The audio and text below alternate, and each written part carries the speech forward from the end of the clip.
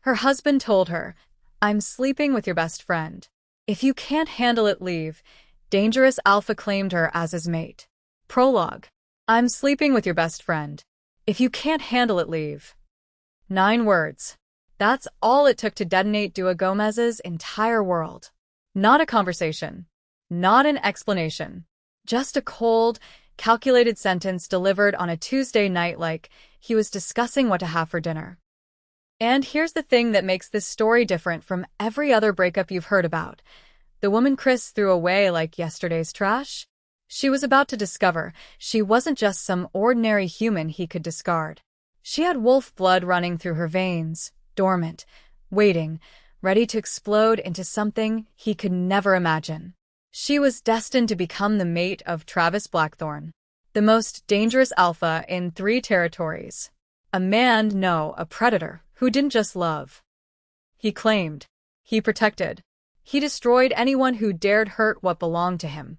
And when Travis discovered what Chris had done to his fated mate, when he learned about the betrayal, the cruelty, the 8 months of lies, let's just say Chris should have been more careful about who he threw away.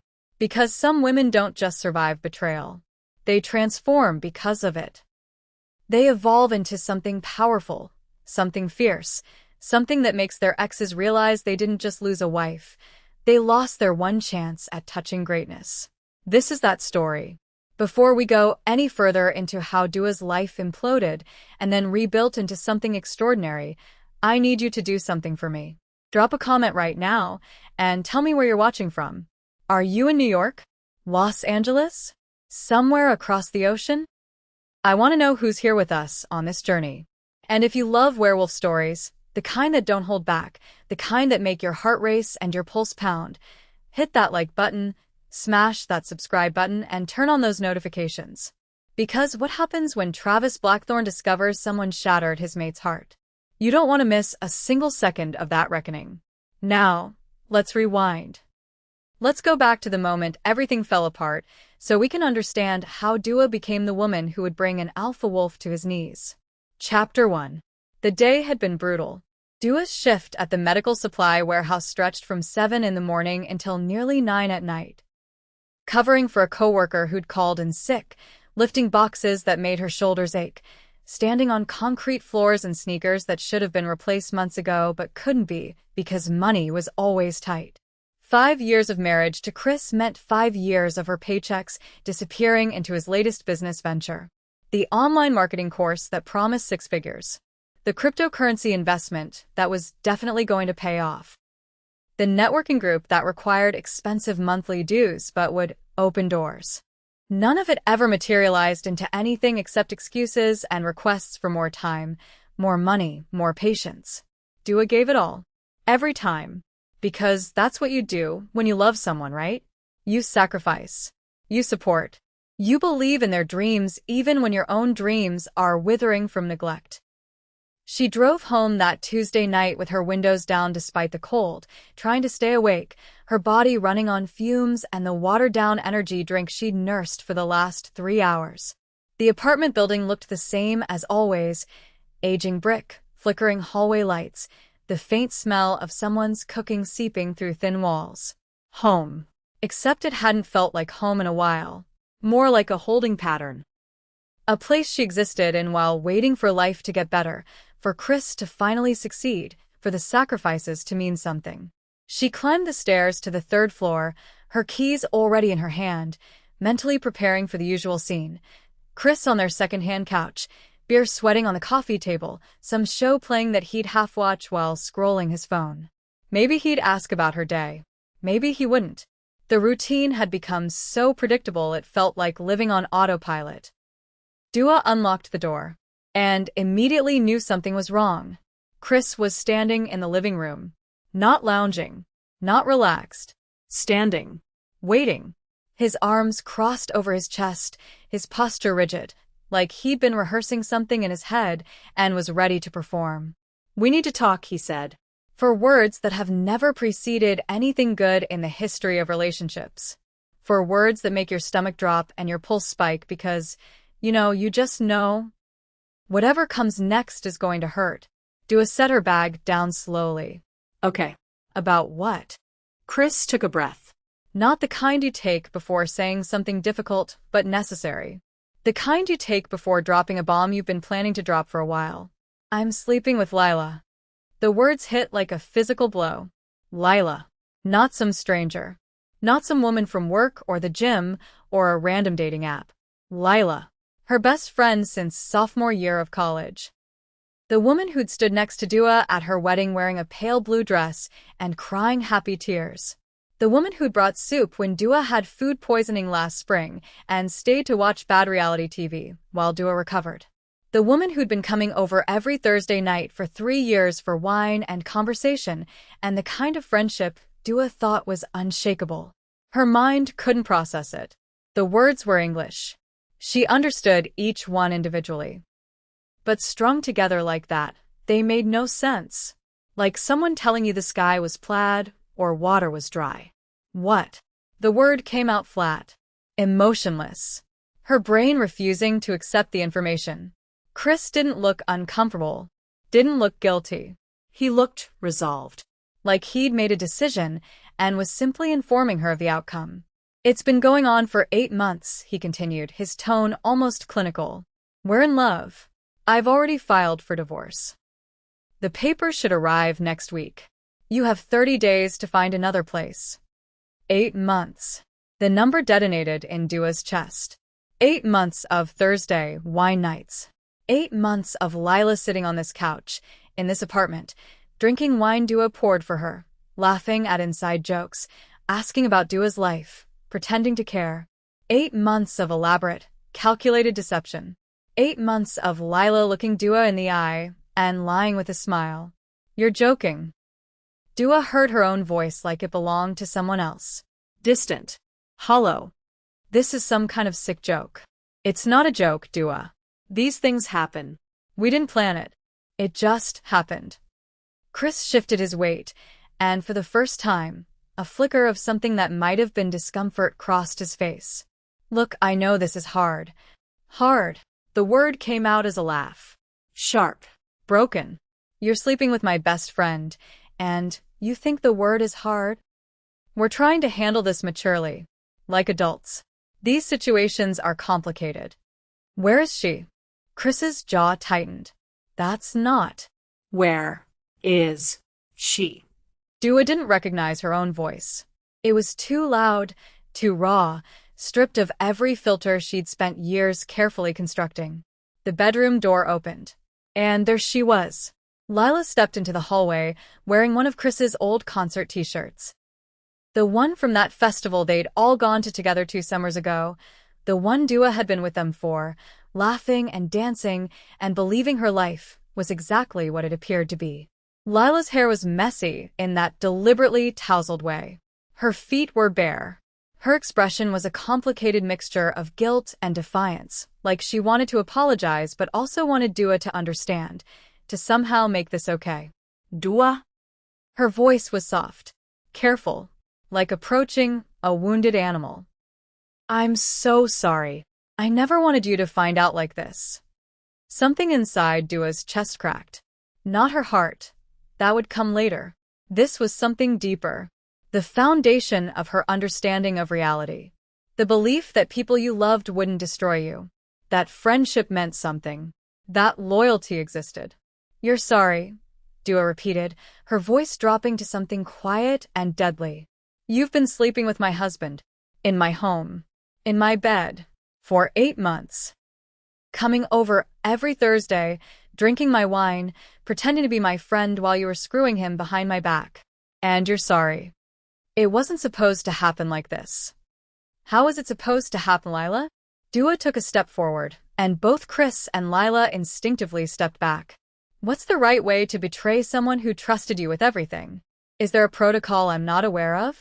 A proper etiquette for destroying your best friend's life? Chris moved between them, his hands up like a referee. Let's not make this more dramatic than it needs to be. We're all adults here. These situations are complicated. Feelings are complicated. Complicated. Dua's laugh was hollow, echoing in the small apartment. You want to talk about complicated? I worked 60-hour weeks to pay for your business courses. I delayed applying to grad school because you said we couldn't afford for both of us to be students. I turned down a job offer in Denver because you didn't want to leave Seattle. I put my entire life on hold for 5 years, funding your dreams while mine collected dust. And you repay me by sleeping with my best friend and having the audacity to tell me I'm being dramatic? She watched Chris's face shift as her words landed. The flicker of recognition that maybe, just maybe, he was the villain in this story. But it passed quickly. Too quickly. We can work out the logistics, he said, his tone turning businesslike. Professional. Like they were discussing a contract termination instead of the destruction of a marriage. The apartment lease is in both our names, but I've already talked to a lawyer. Given the circumstances. Given the circumstances? Dua's voice rose.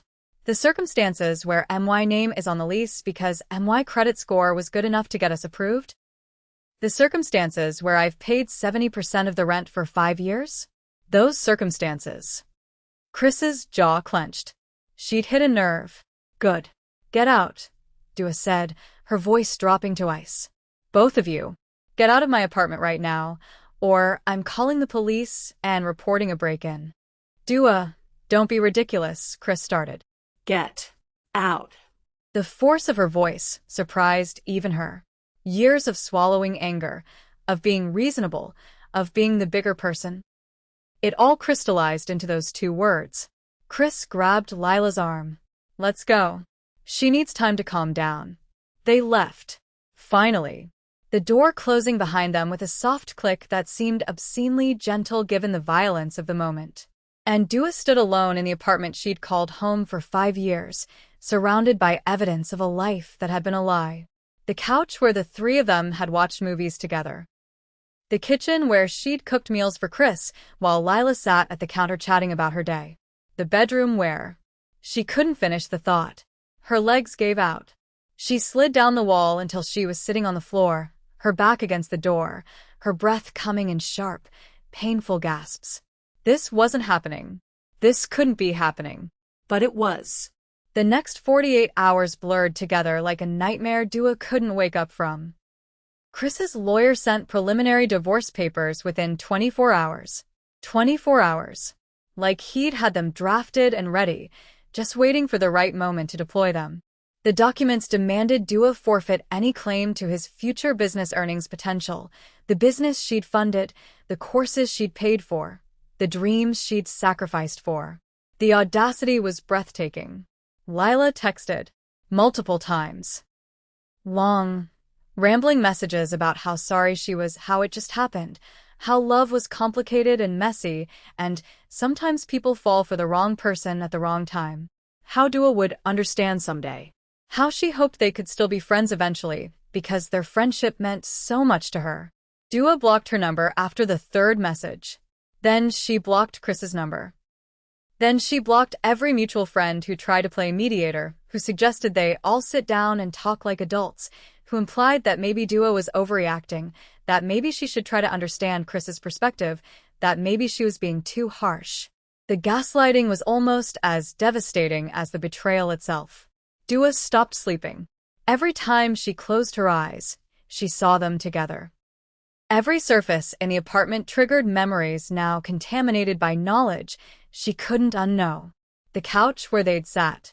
The kitchen where they'd laughed. The bed. God, the bed. On the 3rd night, at 2 a.m, Dua stripped the bed completely. Sheets, comforter, pillows, everything. She dragged it all to the parking lot behind the building, doused it with lighter fluid from the emergency kit in her car, and set it on fire. She watched it burn until nothing remained but ash. It didn't help, but it felt necessary. 3 weeks after Chris's announcement, Dua had lost 12 pounds she couldn't afford to lose. Her clothes hung loose. Dark circles shadowed her eyes. She'd called in sick to work twice, something she'd never done in 5 years, because the thought of pretending to be functional felt impossible.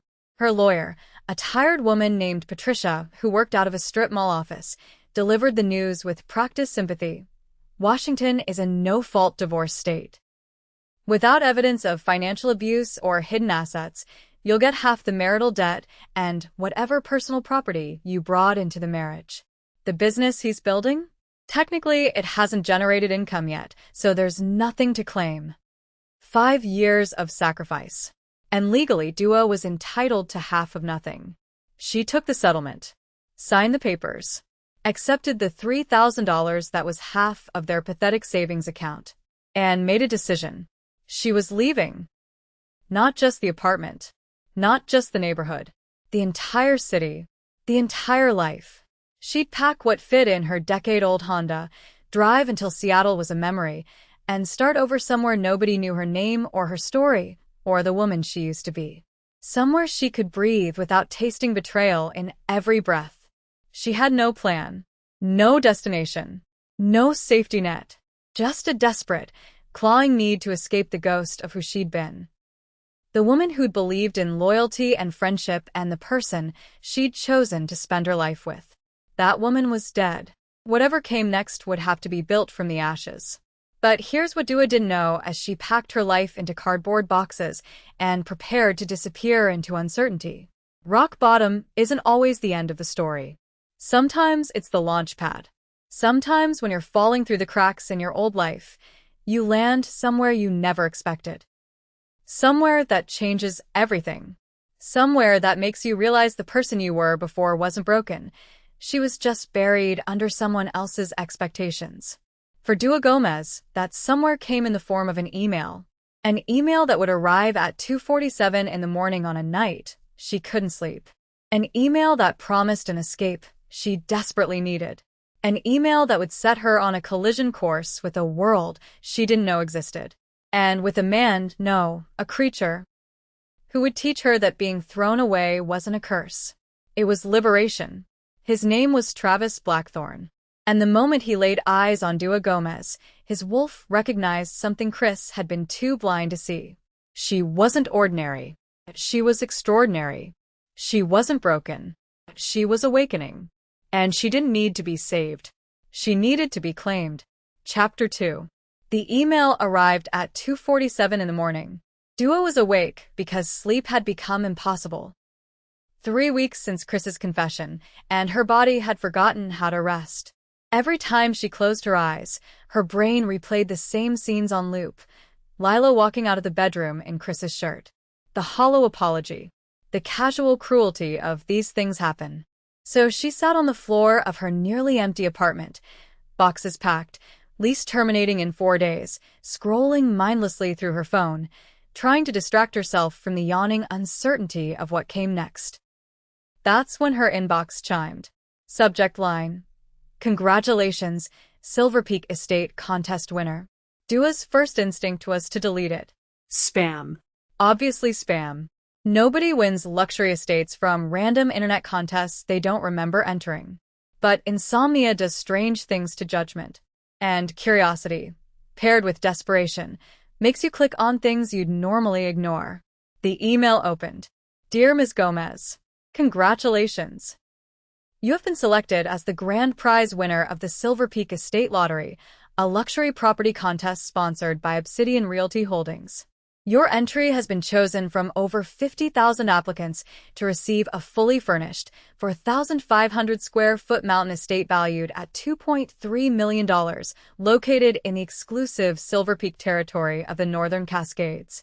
Dua read the first paragraph 3 times. $2.3 million. The number was so absurd it didn't feel real. People like her didn't win things like this. People like her worked double shifts and ate ramen and watched their dreams die while funding someone else's.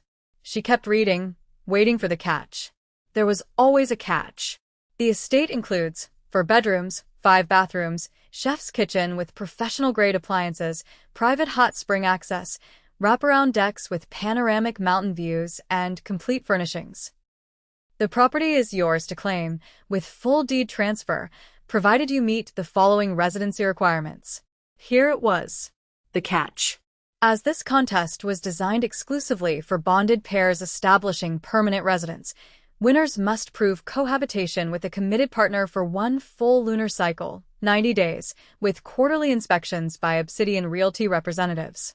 Upon successful completion, full ownership transfers with no mortgage, no liens, no conditions. Failure to meet these requirements results in immediate forfeiture of the prize.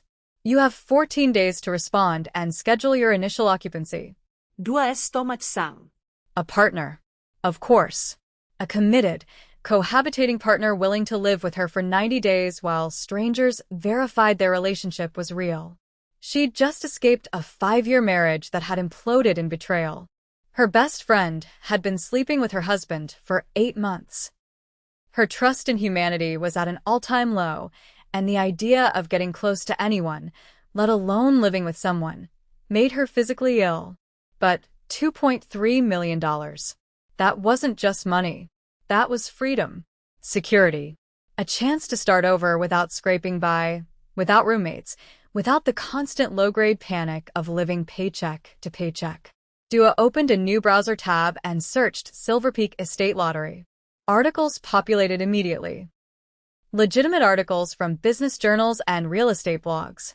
Obsidian Realty Holdings was real, a boutique property development company specializing in what they called exclusive territorial acquisition. Tie-ins in remote areas. They'd run several similar contests over the past few years, all verified, all legitimate. She clicked on images. The estate materialized on her screen and stole the breath from her lungs. It wasn't just a house. It was a masterpiece. Massive timber beams and stone facades that looked like they'd grown from the mountain itself. Floor-to-ceiling windows reflecting forest and sky. Multiple levels cascading down the ridge, each with its own deck. The interior photos showed soaring ceilings, a kitchen that belonged in a magazine, bathrooms with heated stone floors and views that made you forget you were indoors. This was real. The contest was real. Her win was real. And she had 14 days to figure out how to claim it or lose it forever. Dua stared at her phone screen until the light burned her eyes. She didn't have a partner. Didn't have prospects. Didn't even have friends anymore. She'd blocked everyone connected to Chris and Lila, and everyone else had sided with them or stayed neutral, which felt worse than choosing sides. But maybe she could figure something out. Find someone willing to play the role for a cut of the profits when she sold the place. A business arrangement. Clean, transactional, no emotions involved. She had 2 weeks. 2 weeks to either change her life or watch another opportunity slip through her fingers. Dua made a decision in that moment. Sitting on the floor of her empty apartment at 3 a.m, she was at least going to see this estate. Verify it existed. Understand what she was dealing with. If it was real, she'd find a way to claim it. She had nothing left to lose. 2 days later, Dua loaded her Honda with everything she owned, which wasn't much after Chris had taken the furniture, the decent kitchen supplies, anything of value, and started driving north. The GPS route took her deeper into the Cascade Mountains than she'd ever been. Highways became state routes.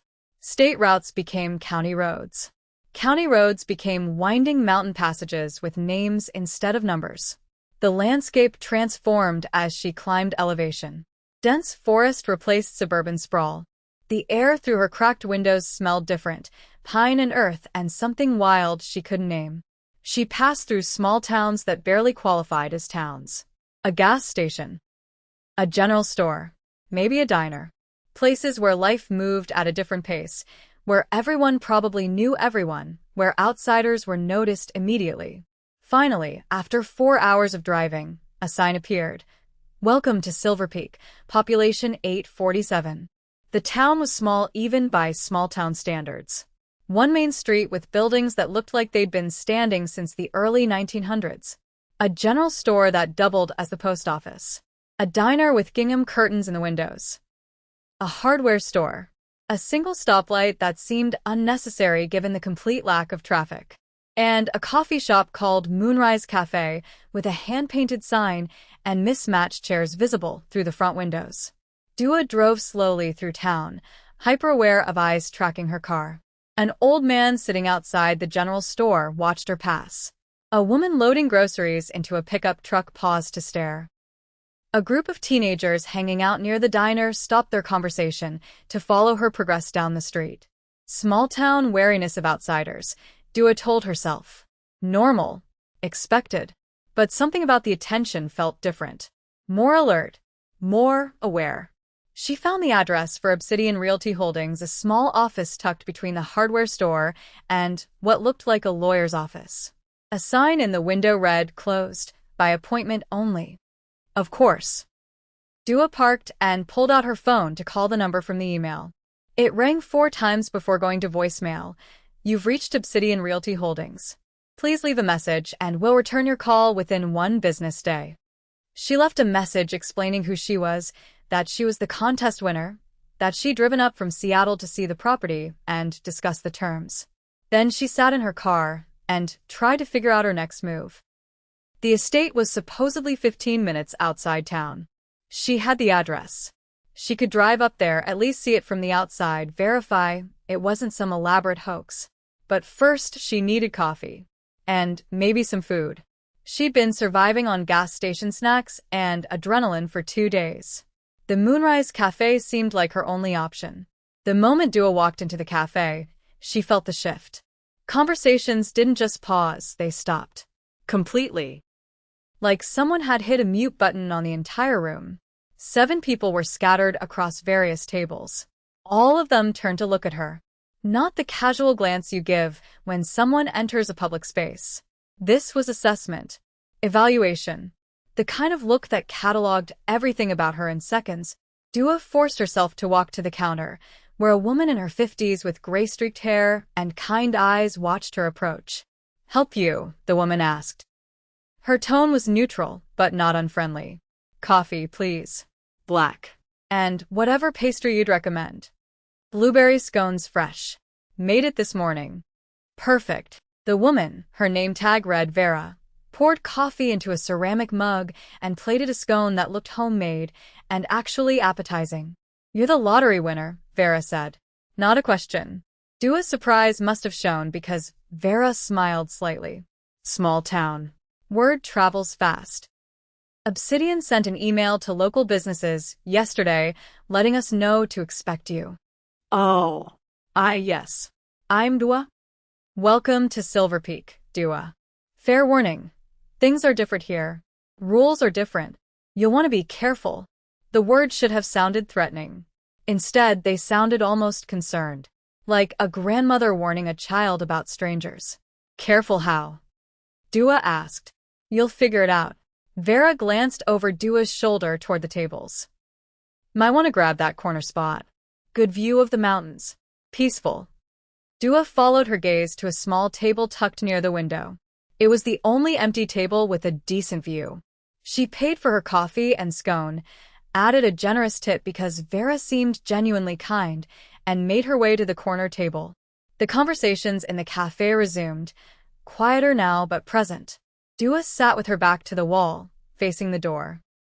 An old habit from childhood, something her father had taught her before he died. Always know your exits.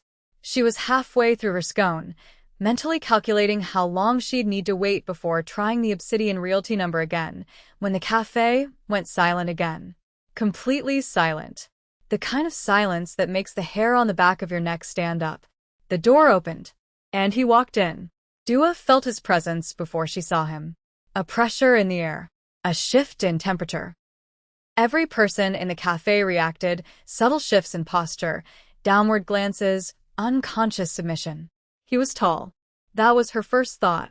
Easily 6'4", maybe more, with a frame that suggested both strength and violence held carefully in check. Dark hair that looked like he'd been running his hands through it for hours. Sharp features that would have been handsome if they weren't so severe. But his eyes. God, his eyes. They were the color of steel in winter. Cold. Assessing. Predatory. And they locked directly on Dua with an intensity that made her breath catch. She couldn't look away. Couldn't move. Pinned by a gaze that felt like it was seeing through her skin straight to something she didn't understand. He walked straight to her table. Not to the counter for coffee. Not to greet anyone. Straight to her, with purpose and certainty and an authority that made it clear he was used to people getting out of his way.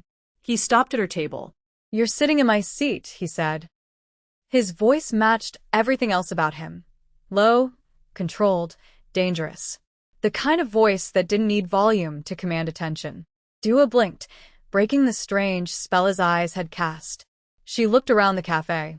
At least 3 other tables were empty. "There are other tables," she said, proud that her voice came out steady. "You're my seat." Not aggressive. Not angry.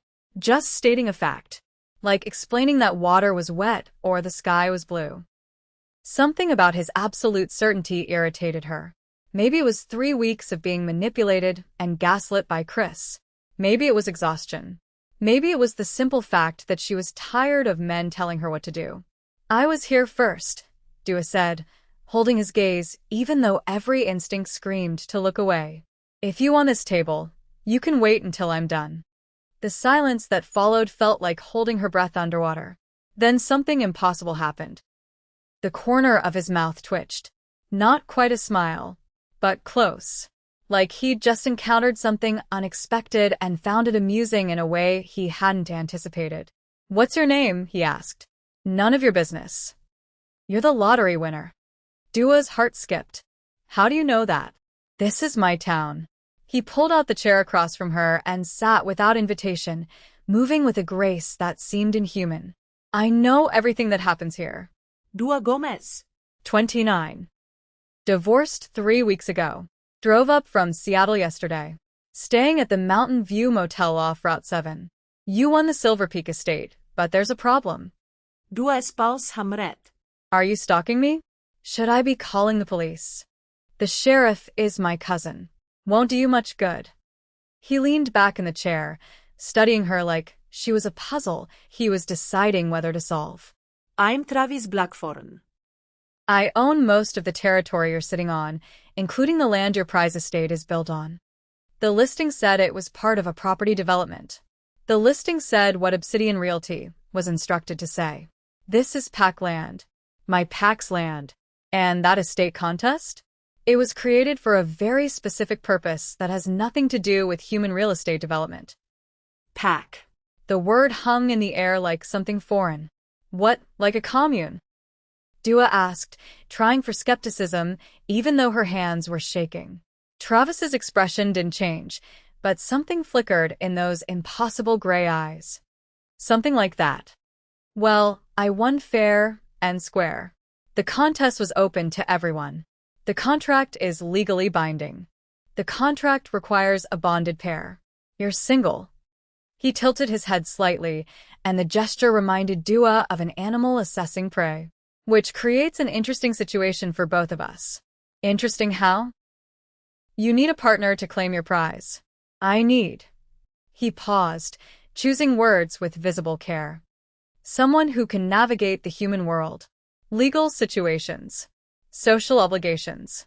Someone presentable and intelligent enough to play a specific role for approximately 90 days. Dua's mind raced, trying to process what he was suggesting.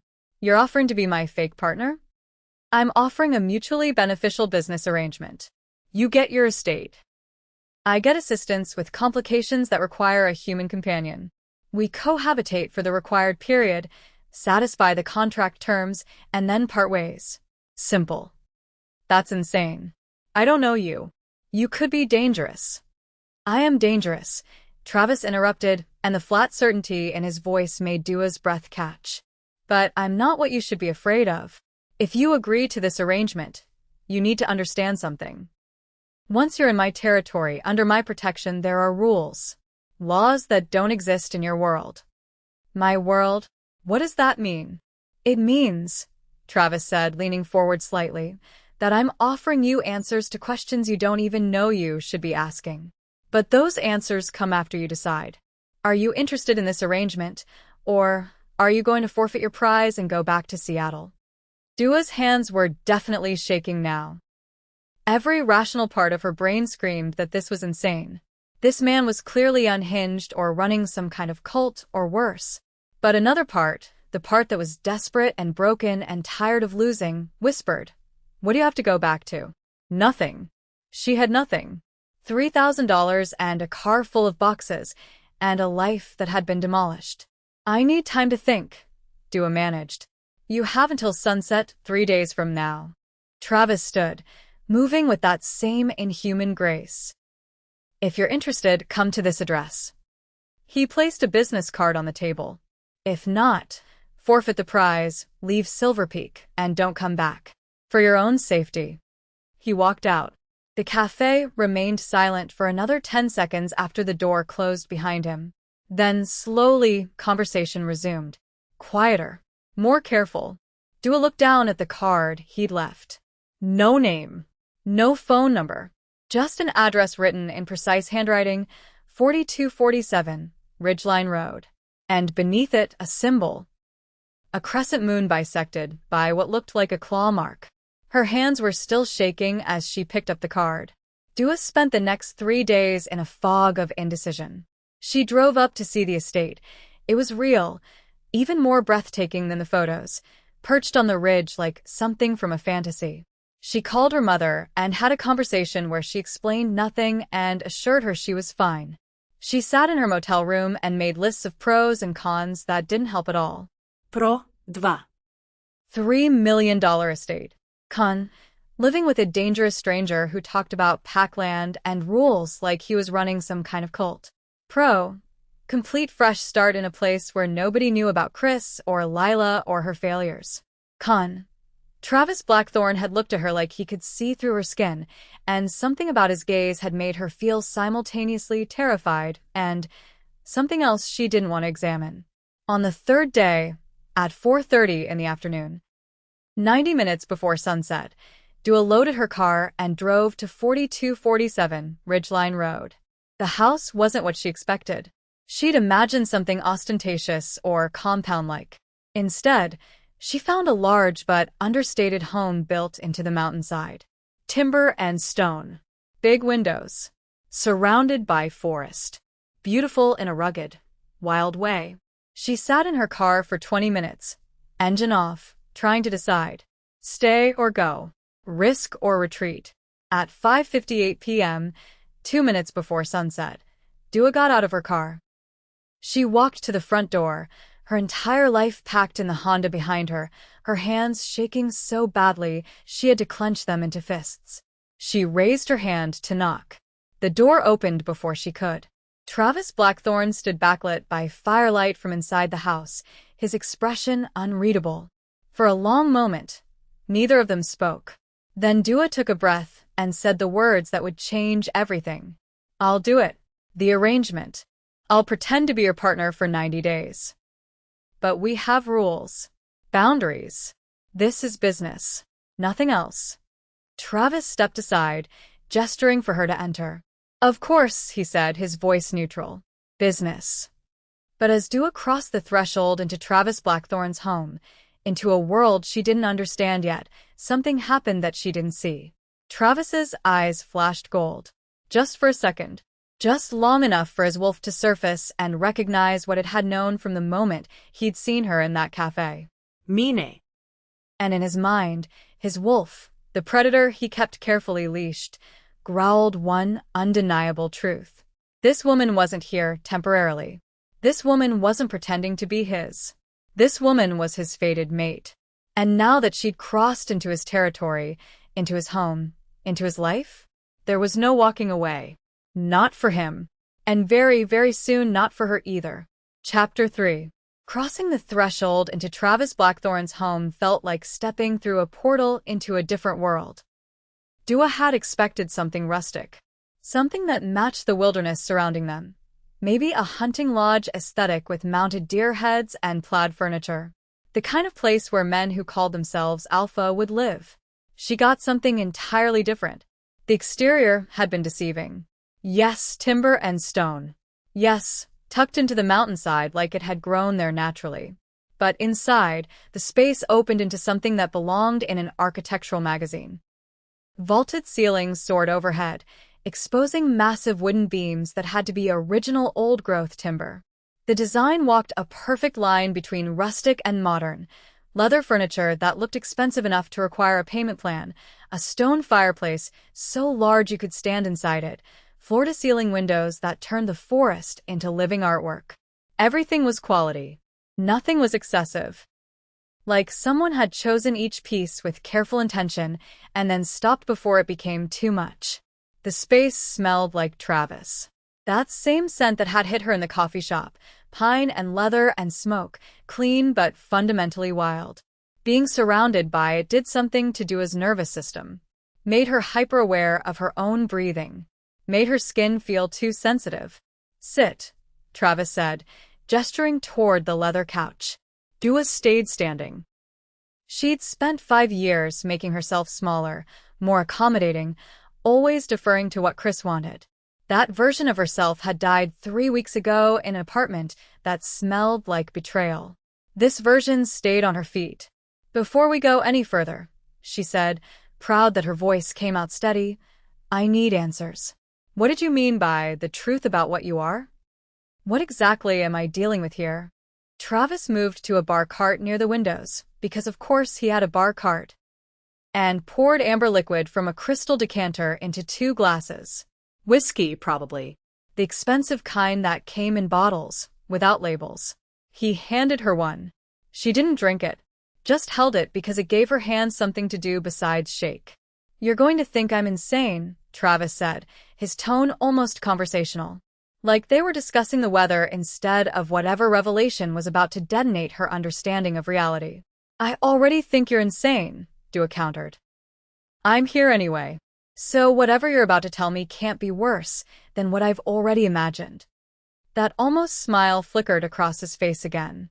The expression that suggested he found her amusing in ways he hadn't anticipated and wasn't entirely comfortable with. Fair enough. Travis set his untouched glass on the coffee table with deliberate care. I'm a werewolf. Alpha of the Shadowfang pack.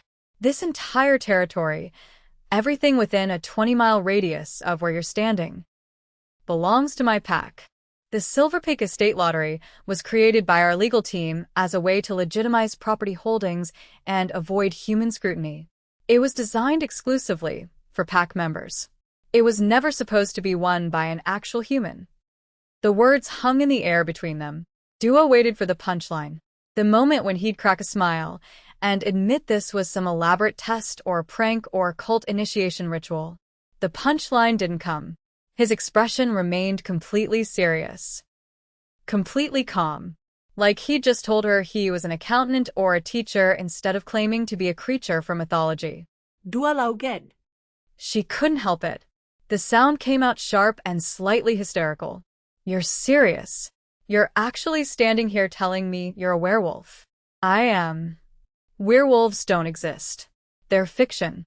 Stories people tell to scare children or sell movie tickets. Travis didn't move, didn't blink, just held her gaze with those impossible steel-gray eyes that seemed to see straight through her skin to something deeper. I can prove it, he said quietly. But I need you to understand something first. Once I show you, once you see, you can't unknow it. You can't walk away from this knowledge and pretend it doesn't exist. You'll be part of this world, whether you claim the estate or not. The knowing changes you. Something in his tone, not threatening, but weighted with consequence, made Dua's laughter die in her throat. Her hands tightened around the whiskey glass. How would you prove it? Ide shift. Let you see my wolf.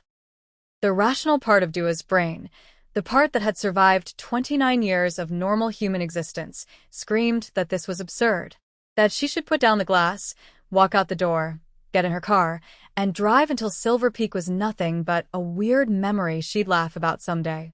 But the irrational part, the part that had felt something electric and primal when Travis first looked at her in that coffee shop, the part that recognized something in him that bypassed logic entirely. That part whispered, what if? What if everything you thought you knew about the world was incomplete? What if the stories weren't entirely fiction? What if the man standing in front of you was telling the absolute truth? Show me, Dua said. Travis studied her face for a long moment, searching for something. Fear, maybe, or the kind of fragile sanity that would shatter under the weight of what he was about to reveal. Whatever he saw must have satisfied him because he nodded once and stepped back toward the fireplace, putting distance between them. Don't scream, he said, and there was something almost gentle in his voice. When humans scream, it triggers hunting instincts. Makes everything more complicated. Before Dua could process that statement, Travis began to change. There was no other word for it. One moment he stood there in jeans and a dark Henley, looking like any other impossibly attractive man with too many scars and too much intensity. The next moment his body rippled. Not metaphorically. Actually rippled, like something was moving under his skin, reshaping him from the inside out. Bones cracked with sounds that should have meant breaking but clearly meant something else. Muscles expanded and reformed. His skin seemed to blur, and then there was fur. Midnight black, thick and wild. The entire transformation took maybe 5 seconds.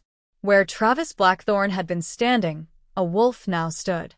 Not a wolf like Dua had seen in nature documentaries. Not the lean, cautious animals that weighed maybe 100 pounds and avoided humans. This creature was massive. Easily the size of a small horse, maybe larger. Its fur was the color of a starless night, so dark it seemed to absorb light. But its eyes, those eyes were the same. Steel gray and intelligent and fundamentally human despite being set in a predator's face. The wolf didn't move. Just stood there, watching her with an expression that managed to convey patience despite the inhuman features. Dua's back hit the wall. She hadn't consciously moved, but her body had made the decision for her, putting as much distance as possible between herself and the impossibility standing in front of her. The whiskey glass slipped from her nerveless fingers. It shattered on the hardwood floor, the sound sharp and final in the silent room. Still, the wolf didn't move, didn't bare its teeth, didn't make any aggressive motion. Just watched her with those two intelligent eyes that held recognition and something that looked almost like concern. "Oh my God." Dua's voice came out as barely more than a whisper. "Oh my God. This isn't. You're not. This can't be real." The wolf shifted again. Bones reforming. Muscles reshaping. Fur receding. The transformation reversed itself with the same impossible speed, and 30 seconds after becoming a wolf, Travis Blackthorne stood there again. Fully human. Fully clothed. Which raised about 17 questions Dua's brain couldn't process right now because she was too busy trying to accept that werewolves were real and one had just transformed in front of her. "You're real," she said stupidly, stating the obvious because her brain had apparently regressed to the cognitive ability of a 5-year-old. "Werewolves are actually real." "We prefer the term shifters," Travis said, and his voice was calm, measured, like he was used to having this conversation. "But yes, we're real. We've always been real. We just hide well." He moved toward her slowly, carefully, telegraphing every motion like she was a spooked animal that might bolt. Which was fair because Dua felt approximately 2 seconds away from complete panic. "Breathe," Travis instructed. "Dua, you need to breathe. You're hyperventilating." She was. The room was spinning, tilting on an axis that didn't make sense anymore. Her lungs couldn't seem to pull in enough air. Her vision was going spotty at the edges. Travis caught her before her legs gave out entirely. His hands were warm and steady on her arms, guiding her to the couch, making her sit before she collapsed. "Head between your knees," he said, his voice taking on that commanding edge that bypassed her conscious mind and went straight to instinct. "Breathe slowly. In through your nose for 4 counts. Hold for 4. Out through your mouth for 4. Focus on the counting." Dua obeyed because her brain had apparently outsourced all decision-making to the werewolf who'd just proven her entire understanding of reality was incomplete. She counted breaths, felt the dizziness slowly recede, became aware of Travis's hand on her back, warm through her shirt, moving in small circles, grounding her to physical reality. "How is this possible?" she asked when she could finally form coherent sentences again. "Long story involving ancient magic, bloodline genetics, and the moon goddess," Travis said. "I can give you the full history later. Right now, you need to make a decision. Are you staying, or are you running?" Dua lifted her head, meeting his eyes. "If I run, what happens?" "I'll personally escort you safely out of pack territory. You'll forfeit the estate. I can't change that part. The contest rules are binding. And someone from my pack will blur your memories of this encounter. Not erase them completely, but make them unclear. like a dream you half remember but can't quite grasp when you wake up. You can do that? Manipulate memories? We have a pack witch. Yes. Of course. Why not? Werewolves existed, so obviously witches did too. Vampires were probably real. Maybe unicorns. Maybe every fantasy creature humans had ever imagined was just hiding in plain sight. Dua's laugh came out slightly hysterical. Why me? She asked. If this lottery was designed for shifters, if it was never supposed to go to a human, why did you let me win? You could have invalidated my entry. Made up some excuse. Why go through all this? Travis's expression shifted. Something moved behind his eyes. Conflict and hunger, and something Dua couldn't quite name, but that made her pulse quicken. That's complicated, he said finally. Everything about this is complicated. True.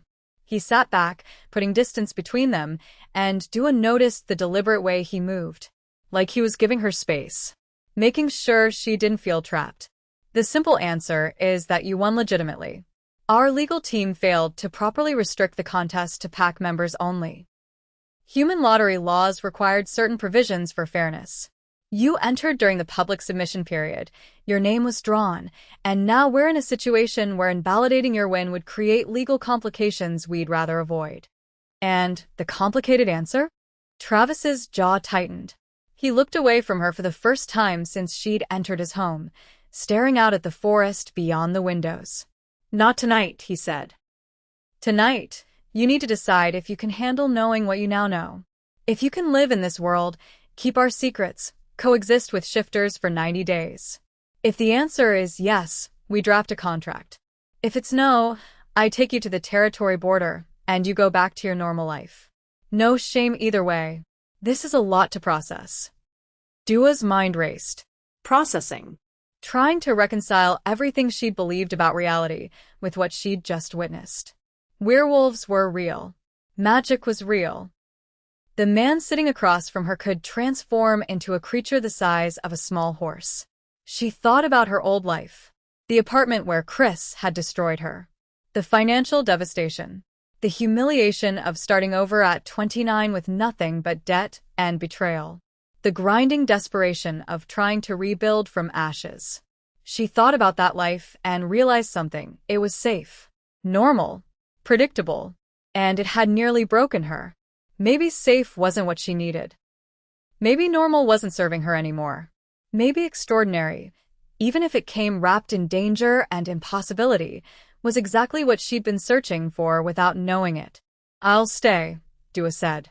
I'll do the 90 days. But I need rules. Clear boundaries. I need to know exactly what I'm agreeing to. Travis turned back to her, and something that looked like relief washed across his features. Agreed, he said. Let's draft terms. They spent the next 3 hours at Travis's dining table, hammering out details with the precision of lawyers negotiating a merger. Dua discovered something surprising. Travis was reasonable. Not the controlling, domineering personality she'd expected from someone who called themselves an alpha. He listened when she pushed back.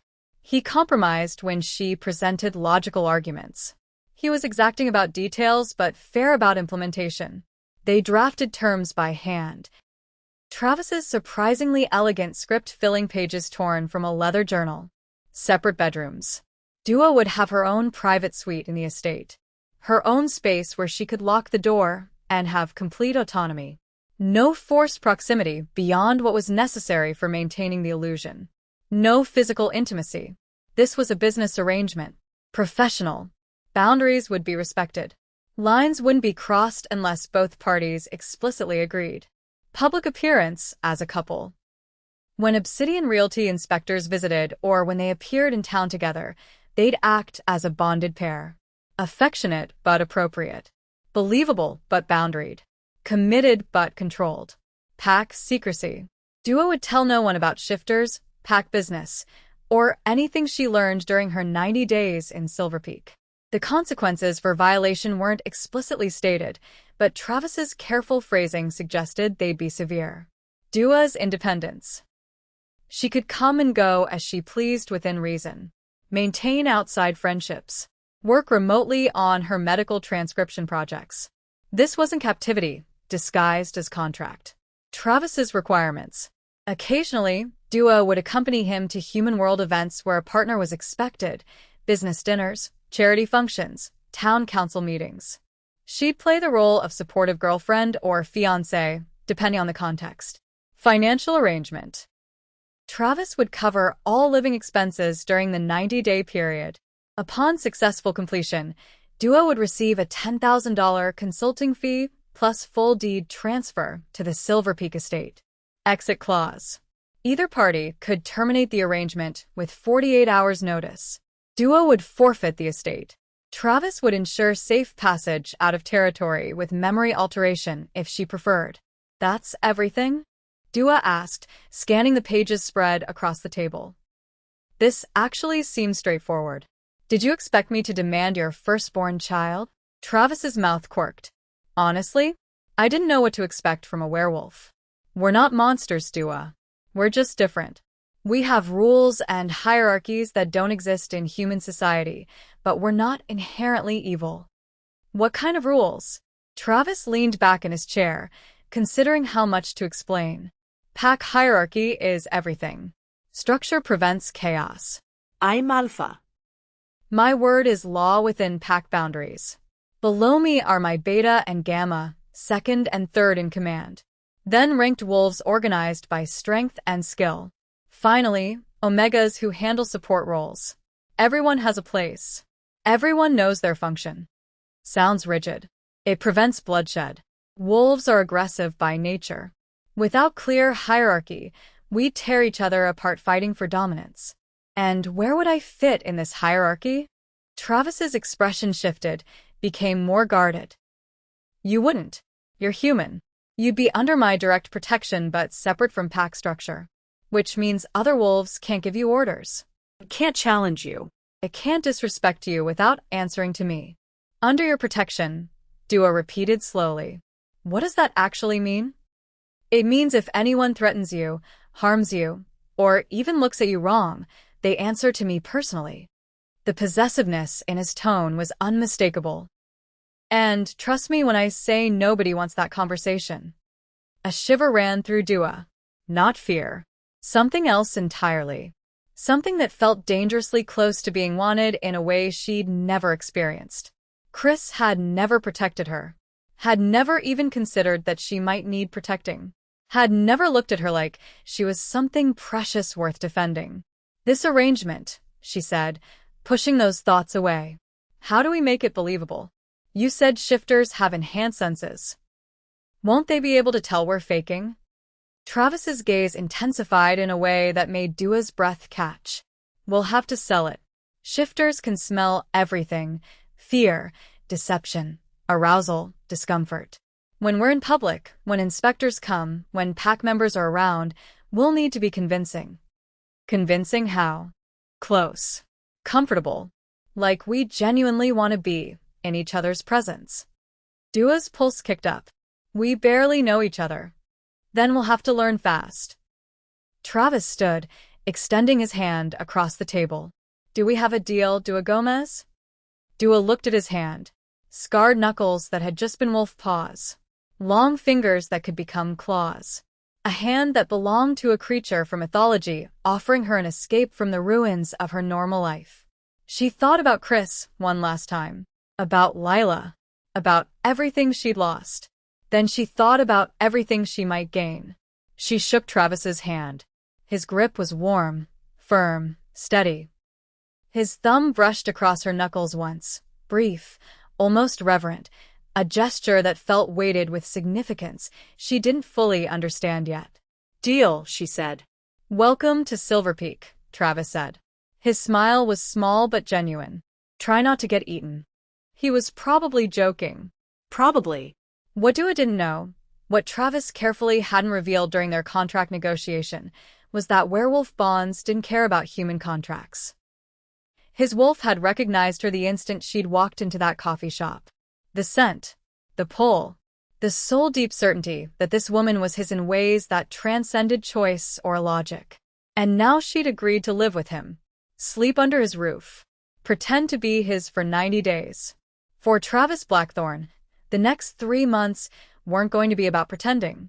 They were going to be about restraint, about not claiming what every instinct screamed belonged to him, about not marking, not biting, not dragging her into his bed and showing her exactly what being a wolf's mate actually meant.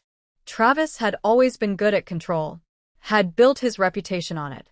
The alpha who never lost his temper, never let his wolf dictate his actions, never let instinct override reason. But that was before Dua Gomez. Before her scent filled his home. Before she slept 20 feet away smelling like everything his wolf had been searching for. Control was about to become significantly more difficult. The Silver Peak estate looked even more stunning in daylight. Dua arrived the next afternoon with her pathetically small collection of belongings. 2 suitcases. 3 cardboard boxes. Everything she owned in the world fit in her decade-old Honda's trunk with room to spare. The contrast between her net worth and the multi-million-dollar property she was about to occupy felt absurd. Travis met her at the front door before she'd fully parked. In daylight, he looked slightly more human, or at least the dangerous edge was less pronounced. He wore jeans and a simple shirt, his hair still damp from a recent shower. But his eyes still held that intensity, that awareness, the sense that he was tracking her movements with precision no human could match. "Welcome home," he said. The word home did something complicated to Dua's chest. Tightened and loosened simultaneously. Made her want to lean into the concept and run from it at the same time. Travis gave her a tour of the estate, and with each room, Dua's appreciation for the space grew. The main floor was open concept, massive living area with that stone fireplace, kitchen with appliances she'd only seen on cooking shows, dining space that could seat 12 easily. Floor-to-ceiling windows on 3 sides turned the forest into living art. Upstairs, the layout was strategic. Travis's suite occupied the entire east wing, bedroom, bathroom, office. Dua's suite occupied the west wing, bedroom, bathroom, sitting area. Maximum distance. Maximum privacy. "There's food in the kitchen," Travis said. "I stocked basics, but make a list if you need anything specific. We're 20 minutes from town, but pack members make supply runs regularly if you don't want to drive." Pack members. The phrase still felt foreign in Dua's mouth. "How many are there? In Shadowfong?" "About 300. Most live in town or surrounding properties. A few live here on the estate grounds in separate structures." 300 werewolves. Dua was going to be living among 300 werewolves. Her life had officially left reality behind. "The first inspection is in 5 days," Travis continued. "Obsidian Realty will send representatives to verify residency, relationship status, and living conditions. They're shifters from a neutral pack, contracted specifically for discretion. They'll smell if we're lying, so we need to establish familiarity before then." Familiarity? Dua repeat. Comfort with each other. Shared scent. Physical ease. "You want me to smell like you?" The question came out more incredulous than she'd intended. Travis's expression remained carefully neutral, but something flickered in his eyes. "It's not about what I want. It's about what they'll expect. Bonded pairs carry each other's scent naturally. We'll need to spend time together.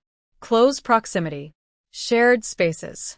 Dua stomat flippet. "How close?"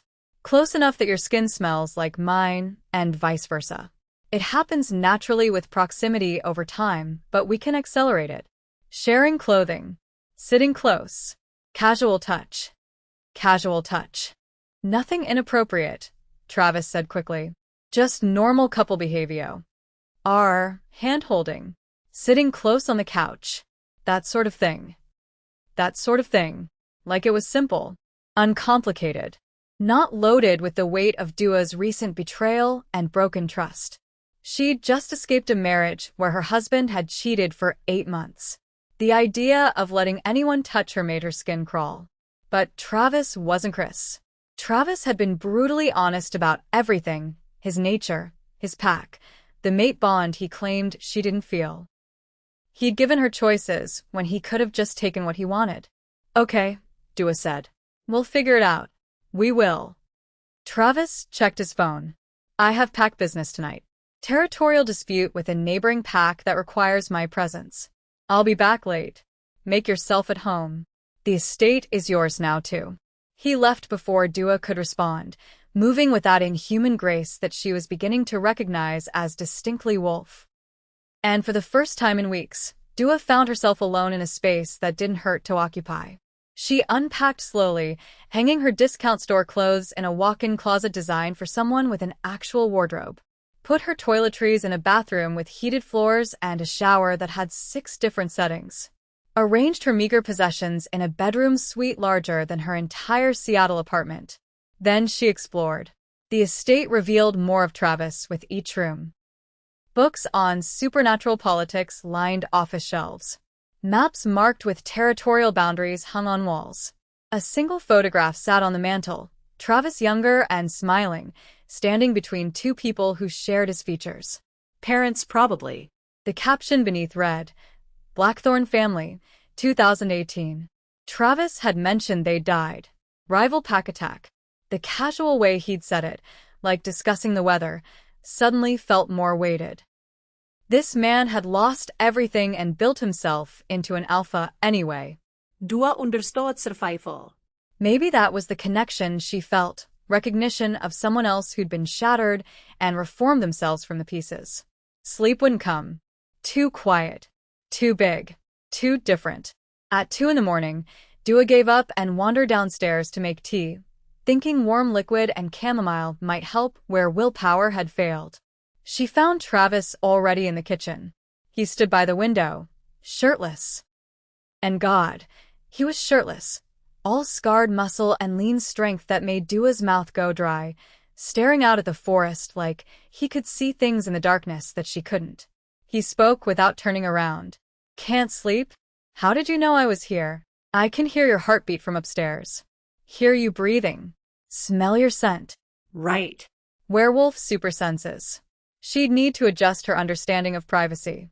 Dua moved to the kettle, desperate for something to do with her hands. I'm not used to quiet. City girl. Always noise, always people. This is different, Travis finished. He finally turned, and his expression was unreadable in the dim light. You'll adjust. Do you sleep? Dua asked. Or is that rude to ask werewolves? Not rude. And not much, no. Why not? Alphas don't have the luxury of vulnerability. Sleep is surrender. Can't afford that. That sounds exhausting. It is. They stood in charged silence while Dua made tea. Travis watched her with that unnerving intensity that made her hyper-aware of every movement. Can I ask you something? Dua said, pouring hot water over chamomile. You can ask. I might not answer. The people in the photo. On the mantel. Family. Travis's expression shuddered immediately. My parents and younger sister. They died 6 years ago. Rival pack attacked during a peace negotiation. They were killed to send a message. The casual delivery made it worse. Like he'd practiced saying it without emotion until the words lost their power to hurt. I'm sorry, Dua said quietly. Don't be. Loss made me alpha. Sometimes destruction creates strength. Or scars. Travis's gaze sharpened. You'd know about that. Not a question. He'd clearly researched her. The divorce, the betrayal, probably more than Dua wanted to know he knew. Chris and Lila aren't dead, Dua said. But yeah, scars. Do you still love him? The question caught her off guard. Made her actually think instead of reacting. No, she said finally. I don't think I ever really loved him. I loved who I thought he was. The real Chris. The one who could systematically betray me for 8 months without remorse? That person is a stranger. Good. Good. Means you won't go back. Travis moved closer, and Dua caught his scent, pine and leather, and something fundamentally wild. Some humans do, you know, return to partners who destroyed them. Stupidity disguised as forgiveness. That's harsh. It's truth. You're stronger than you realize, Dua. Most humans would have run screaming when I shifted. You stayed. You negotiated. You're standing here now. That takes strength. I didn't have much choice. You had every choice. You chose this. He was right. She had chosen. Despite the insanity, despite the danger, despite every rational reason to run, she'd chosen to stay. Why did you agree to this arrangement? Dua asked. You said you needed human help, but you're clearly capable of navigating that world yourself. Why me specifically? Travis's jaw tightened. For a moment, she thought he wouldn't answer. Then, because the moment I saw you in that coffee shop, my wolf recognized you. Recognized me how? As my fated mate. The words detonated in the space between them like a grenade. Dua's teacup froze halfway to her mouth. What? Shifters have fated mates. One person in all the world destined to complete us. Our other half. When we find them, our wolves know instantly. No doubt. No question. Dua's heart hammered against her ribs. And you think I don't think. I know. Travis's eyes flashed gold in the darkness. Which is why this arrangement is simultaneously the best and worst decision I've ever made. I don't understand. The mate bond wants me to claim you. Mark you. Bind you to me permanently. Every instinct I have screams to make you mine, not contract mine, not pretend mine, but mine in every way that matters. His voice dropped lower, rougher. But you're human. You don't feel what I feel. You came here for an estate, not a mate. So I have to bury every instinct, ignore my wolf's demands, and pretend this is business while you sleep 20 feet away smelling like everything I've been searching for. The raw honesty stole Dua's breath. Made her chest tight with something she couldn't name. Why didn't you tell me this before I agreed? Would you have stayed if I had? No. Probably not. Definitely not. What happens if you claim me? Dua whispered. What does that actually mean? It means biting you. Here. Travis touched his own neck, where it met his shoulder, marking you with my scent permanently, creating a soul bond that links us. You'd be mine forever, no divorce, no separation, no walking away. Pack law would recognize you as Luna, my mate, my equal in authority. And you'd develop shifter traits. Enhanced strength, speed, healing. Humans with latent wolf blood, and you have it. I can smell it in your veins. They manifest abilities after being marked. Dua's mind reeled. I have wolf blood? Dormant. Probably from a shifter ancestor generations back. It's rare but not unheard of in humans. The mate bond wouldn't have chosen you otherwise. So, I'm not fully human. You're not fully wolf either. You're something in between. Potential waiting to be awakened. Dua set her tea down before she dropped it. Her hands were shaking. Her entire worldview was shattering and reforming simultaneously. This is insane. A week ago, I was worried about paying rent. Now I'm supposedly your fated mate with dormant werewolf DNA. I know it's overwhelming. Overwhelming. Dua laughed, the sound edging toward hysterical. Travis, this is beyond overwhelming. This is... I can't. She was spiraling. Could feel it happening. The walls closing in despite the massive open space. Travis moved fast, shifter fast, and suddenly his hands were on her shoulders.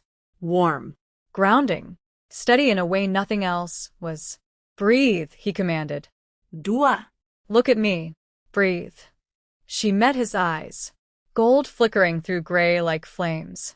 I won't claim you without explicit permission, he said firmly.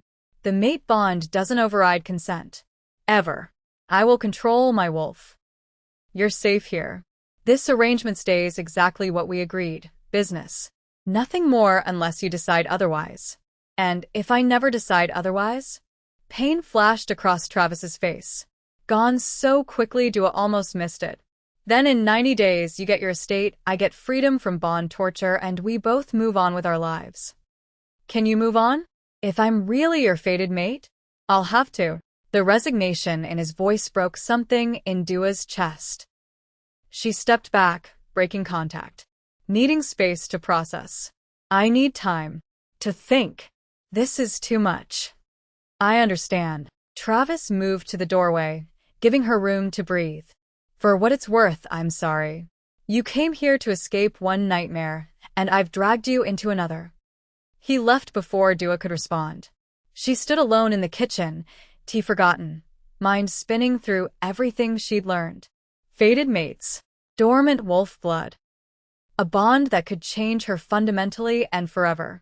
And Travis, dangerous, scarred, honest Travis, fighting his every instinct to give her choice. Part of her wanted to run, pack her car, and drive until Silver Peak was nothing but a strange story she'd tell at parties. But another part, a part she didn't want to examine too closely, wondered what it would feel like to be claimed by an alpha wolf. To be wanted that completely, that permanently, that undeniably. After being discarded so casually by Chris, the idea of someone fighting their fundamental nature to not claim her was intoxicating and terrifying. Dua didn't sleep that night. And when dawn came, everything changed again. Because the first inspection arrived early, 12 hours ahead of schedule. And Dua was about to learn exactly what selling it meant in Travis Blackthorn's world. The next 60 seconds would determine whether she kept the estate or lost everything. And whether the carefully maintained boundaries between her and Travis would survive the morning. Spoiler alert, they wouldn't. Chapter 4. The pounding on her bedroom door yanked Dua from something that barely qualified as sleep. Not a polite knock. Not the gentle tap of someone checking if you're awake. This was urgent, demanding, the kind of sound that meant something had gone wrong. Dua jerked uprig, disoriented. Sunlight streamed through unfamiliar windows. Right. The estate. Travis. Werewolves. The conversation last night about fated mates and dormant wolf blood and bonds that couldn't be broken. Reality crashed back with all the subtlety of a freight train. Dua? Travis's voice cut through the door. Sharp. Controlled but urgent. They're early. Inspectors are here. We have 10 minutes. She stumbled out of bed, her body protesting.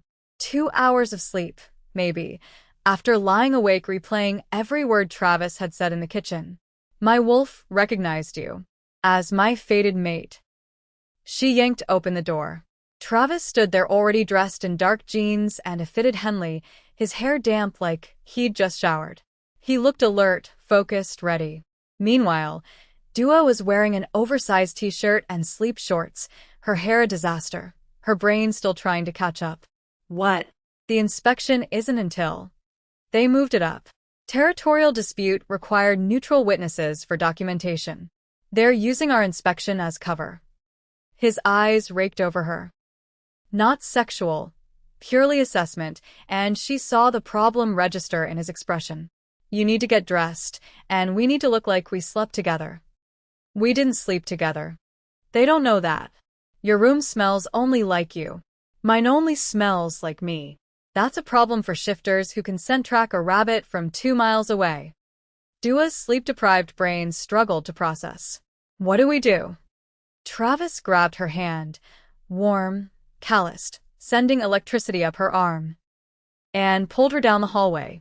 We fix it. Now. He moved fast, pulling her into his bedroom. It was bigger than hers, darker colors, masculine without being oppressive. The bed was unmade, sheets tangled like he'd fought them all night. Which, given what he'd told her about alphas and sleep and vulnerability, he probably had. Travis started stripping the bed with efficient, precise movements. Take off your shirt, he ordered. Dua's brain short-circuited. Excuse me? We need your scent on my sheets, and vice versa. Take off your shirt. You can keep everything else on. This was happening. This was actually happening. She was about to strip in Travis Blackthorn's bedroom at 6:30 in the morning, because werewolf inspectors could smell eyes. Her life had officially jumped the shark into complete absurdity. Dua pulled off her t-shirt, standing there in her sleep shorts and sports bra, feeling exposed and ridiculous and hyper-aware of Travis's presence. He'd gone completely still, his hands frozen on the sheets he'd been pulling. His eyes locked on her, not her face, her skin, her shoulder, her collarbone, the curve where her neck met her body, and that gold flickered through the gray. Not human eyes looking at her. Wolf eyes. Travis. Her voice came out smaller than she intended. He shook himself physically, like a dog shedding water. Right. Here. He grabbed one of his shirts from the closet, soft, worn, saturated with a scent, and handed it to her. Put this on. I'll wear yours. They swapped shirts in tense silence. His shirt swallowed Dua, hanging to mid-thigh, the fabric still warm like it had absorbed his body heat. Her shirt barely fit Travis's broader frame, stretched tight across his shoulders and chest. Now the bed, Travis said, his voice rougher than before. Lay down. What? We need to look like we slept here together. Our scents need to be mixed, layered, believable enough that inspectors can't tell we've been in separate rooms. He gestured with visible frustration. Get in the bed, Dua. I'll explain while we work. Dua climbed into his bed, still warm from his body heat, still smelling overwhelmingly like him, pine and leather and something uniquely Travis, and her entire nervous system lit up in ways she wasn't prepared for. Travis climbed in on the other side, and suddenly they were facing each other across maybe 12 inches of space. Too close. Not close enough. Both simultaneously. Roll toward me, he instructed. We need to share space, actual physical proximity. She rolled. He rolled. They ended up inches apart, his bed cocooning them in warmth and scent, and an intimacy Dua hadn't experienced since. No. Don't think about Chris. Don't compare this to anything that came before. This is crazy, Dua whispered. This is survival. Travis's eyes met hers, and this close, she could see the gold threads woven through the gray. Not quite human. Never quite human. Shifter inspectors can smell everything. Fear, lies, arousal, recent activity, emotional states. They'll check the sheets, the room, our skin. If we don't smell like bonded mates who share a bed, they'll report failure, and you lose the estate. How long do we need to stay like this? 5 minutes should transfer enough scent. Maybe 10 to be safe. His gaze held hers. I know this is uncomfortable. It's not, Dua said, surprising herself with the honesty. Weird, yes. Uncomfortable? No. Something shifted in Travis's expression. Softened. Like she'd said something that mattered more than she realized. You're handling this better than most humans would, he said quietly. Most humans don't have my life. After the year I've had? Laying in bed with a werewolf barely cracks the top 10 weirdest things. Travis's mouth quirked. An actual smile. Small, but real, and it transformed his face from severe to almost beautiful. Tell me about the inspection, Dua said, trying to focus on anything except how warm he was, how good he smelled, how her body seemed to want to move closer without her permission. What will they ask? Standard couple questions. How we met. When we knew. Living habits, routines, preferences. They'll observe body language, test our story for inconsistencies. The key is keeping it simple and consistent. How we met, coffee shop. You were territorial about your seat. I was stubborn. Good. When we knew. Knew what? That we were bonded. Mates. Right. That lie. The lie that wasn't quite a lie since Travis believed it was true. I don't know shifter culture, Dua admitted. What's believable? Travis was quiet for a moment, and she watched thoughts move behind his eyes. Calculation. Strategy. Something else she couldn't name. Some bonds are instant, he said finally. Eyes meet, and you know. Others develop gradually, friendship first, then recognition. Given your human status and recent trauma, we'll say it was gradual. I helped you through your divorce. We grew close. I told you about shifters. The bond solidified over weeks, not seconds. Does that happen? Gradual bonds. Rarely. But it's plausible. Travis shifted slightly, and his leg brushed hers. They both froze. The contact was minimal. Insignificant. Just denim against bare skin for half a second. It felt like touching a live wire. Sorry, he muttered, starting to pull back. It's fine. Dua's voice came out breathier than intended. We're supposed to be bonded, right? Bonded mates probably touch. They do more than touch. The rough edge in his voice sent heat pooling low in Dua's stomach. But we'll work up to that. How much more? The question came out before she could stop it. Dua? I need to know what they'll expect. What we need to fake. Travis's jaw tightened. His eyes darkened. Bonded mates are affectionate. Constantly. Touching, kissing, scent marking. They can barely stand separation. It's not just physical attraction, it's need. Soul deep, chemical, biological need. Being apart physically hurts. Can you fake that? His eyes locked on hers with an intensity that stole her breath. I won't have to fake anything. The admission hung between them, heavy and charged and undeniable. A knock on the bedroom door shattered the moment like glass. Alpha, a female voice, professional and careful. The inspectors have arrived. They're requesting to see both of you downstairs. Travis rolled out of bed with inhuman grace, on his feet in one fluid motion. 5 minutes. We'll meet them downstairs. Understood, Alpha. Footsteps retreated. Travis turned to Dua, offering his hand to help her up. Ready. Dua looked at his hand, scarred knuckles, long fingers, steady and strong and offering something that felt like more than just physical support. She took it. Let's sell this, she said. The inspectors waited in the living room like they owned it. 2 of them. Professional. Assessing. Dangerous in that carefully controlled way that marked predators pretending to be civilized. The woman was tall, elegant, with dark hair pulled into a severe bun and eyes that cataloged everything with unsettling precision. She wore a tailored sway. Tee that probably cost more than Dua's car. Everything about her screamed authority and intelligence. The man was broader, bearded, with the kind of stillness that suggested violence held on a very short leash. His eyes tracked Travis's movement the way a wolf might track prey, not threatening, exactly, but aware. Always aware. Alpha Blackthorn, the woman said, inclining her head in a gesture that wasn't quite a bow but acknowledged hierarchy. I'm Inspector Reeves. This is Inspector Martinez. We appreciate your accommodation of the schedule change.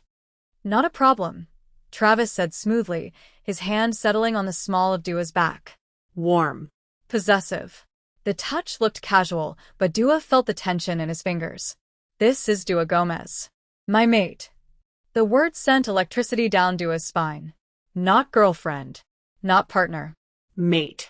Inspector Reeves's eyes fixed on Dua with unnerving focus.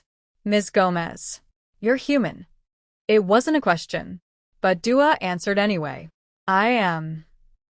With latent shifter genetics, Travis added, his thumb rubbing small circles against Dua's back.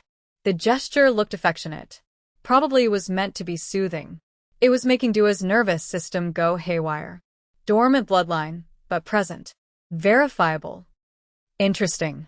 Reeves circled them slowly, and Dua understood how prey felt being evaluated by a predator deciding if they were worth hunting. How did you meet? Dua took a breath, forcing her voice steady. Coffee shop in town. He was territorial about his favorite table. I was stubborn about not moving. And then he helped me through a difficult divorce. I was new to Silver Peak, didn't know anyone, didn't know what I was walking into. Travis was. She glanced up at him, and the look in his eyes helped. Because he wasn't faking whatever that expression was. Persistent. The corner of Travis's mouth twitched. Not quite a smile, but close. When did you recognize the mate bond? Martinez asked. His first contribution to the conversation, his voice deeper than expected, carrying weight.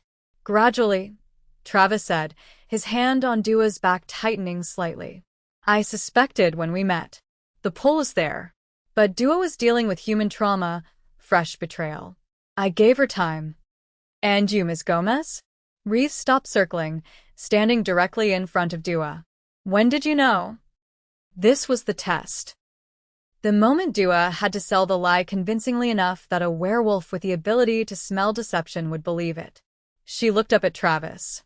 Let herself remember last night in the kitchen. The raw honesty when he'd told her about fated mates. The way he'd fought his instincts to give her choice. The resignation in his voice when he'd said he'd have to move on if she never wanted him. Truth and fiction. The best lies always were. When he told me what he was, Dua said softly, holding Travis's gaze.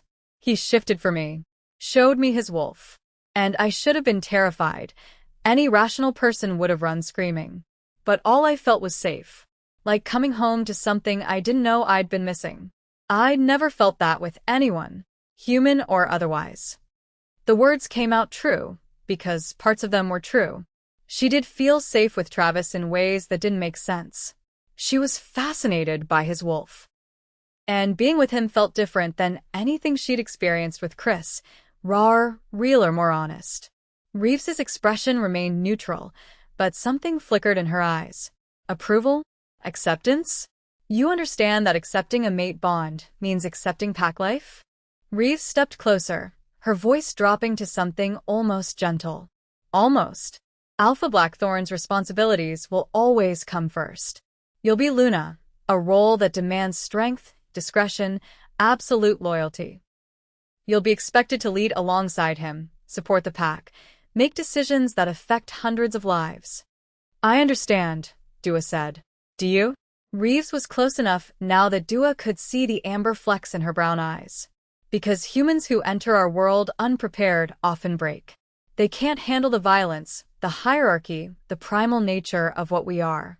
Alpha Blackthorn is one of the most dangerous shifters in the Northern Territories. His enemies would use you as a weapon against him. His pack will test you, challenge you, push to see if you're worthy. And the bond itself, if consummated through marking, will change you fundamentally. You won't be fully human anymore. Your DNA will rewrite itself. Your instincts will shift. The person you are now will die, and something new will emerge. The warning was crystal clear. Last chance to run before this becomes permanent. Dua felt Travis tense beside her. His hand on her back went rigid, and through their proximity, she felt him preparing for her to bolt, to recant, to choose safety over this insane situation. She could back out. Right now. Tell the truth. Admit this was a business arrangement. Forfeit the estate. Walk away from werewolves and pack politics and an alpha who looked at her like she was oxygen. Return to her car full of boxes. Her $3,000. Her demolished life. Or. She thought about Chris's face when he told her these things happen like betrayal was weather. About Lila's fake apology. About 5 years of making herself smaller, quieter, more convenient for someone who'd thrown her away without a second thought. And she thought about Travis, fighting his wolf's instincts to give her choice, offering protection without demanding surrender. Looking at her in the kitchen last night with raw vulnerability and saying he'd move on if she chose to leave even though it would break something inside him. Dangerous? Yes. But Chris had been safe, normal, human. And he destroyed her. Maybe danger wasn't the enemy. Maybe betrayal was. Maybe trust mattered more than safety. And Travis Blackthorn, for all his violence and dominance, hadn't lied to her once. I'm not going anywhere, Dua said, her voice steady and sure. Travis is my mate. This is my home. And I'm stronger than I look. She felt Travis's shock ripple through him. Not just surprise, something deeper. Relief mixed with awe mixed with fierce, possessive satisfaction. Reeves studied her for another long moment. Then she smiled. Sharp, approving, almost predatory. We'll see, she said. Shall we tour the property?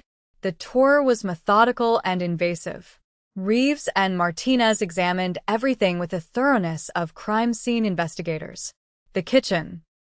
Checking for signs of shared meals, dual coffee preferences, the kind of domestic cohabitation that couldn't be faked easily. The bathrooms, looking for shared products, toothbrushes side by side, evidence of actual intimacy. They asked questions designed to trip them up. What side of the bed does Dua sleep on? Left. What's Travis's morning routine? 5 a.m. run, shower, coffee black while reading pack reports. How do they like their eggs? Dua scrambled. Travis over easy. What's Dua's favorite thing about the estate? The balcony off the bedroom where she can watch sunrise over the mountains. The questions came rapid fire, overlapping, testing for hesitation or inconsistency. Dua and Travis navigated them with growing confidence. The hours they'd spent negotiating the contract helped. They'd covered enough logistics that the basic facts lined up. And the morning in Travis's bed had done something else, created a sense memory of proximity that made their body language more natural. The inspectors saved the bedrooms for last.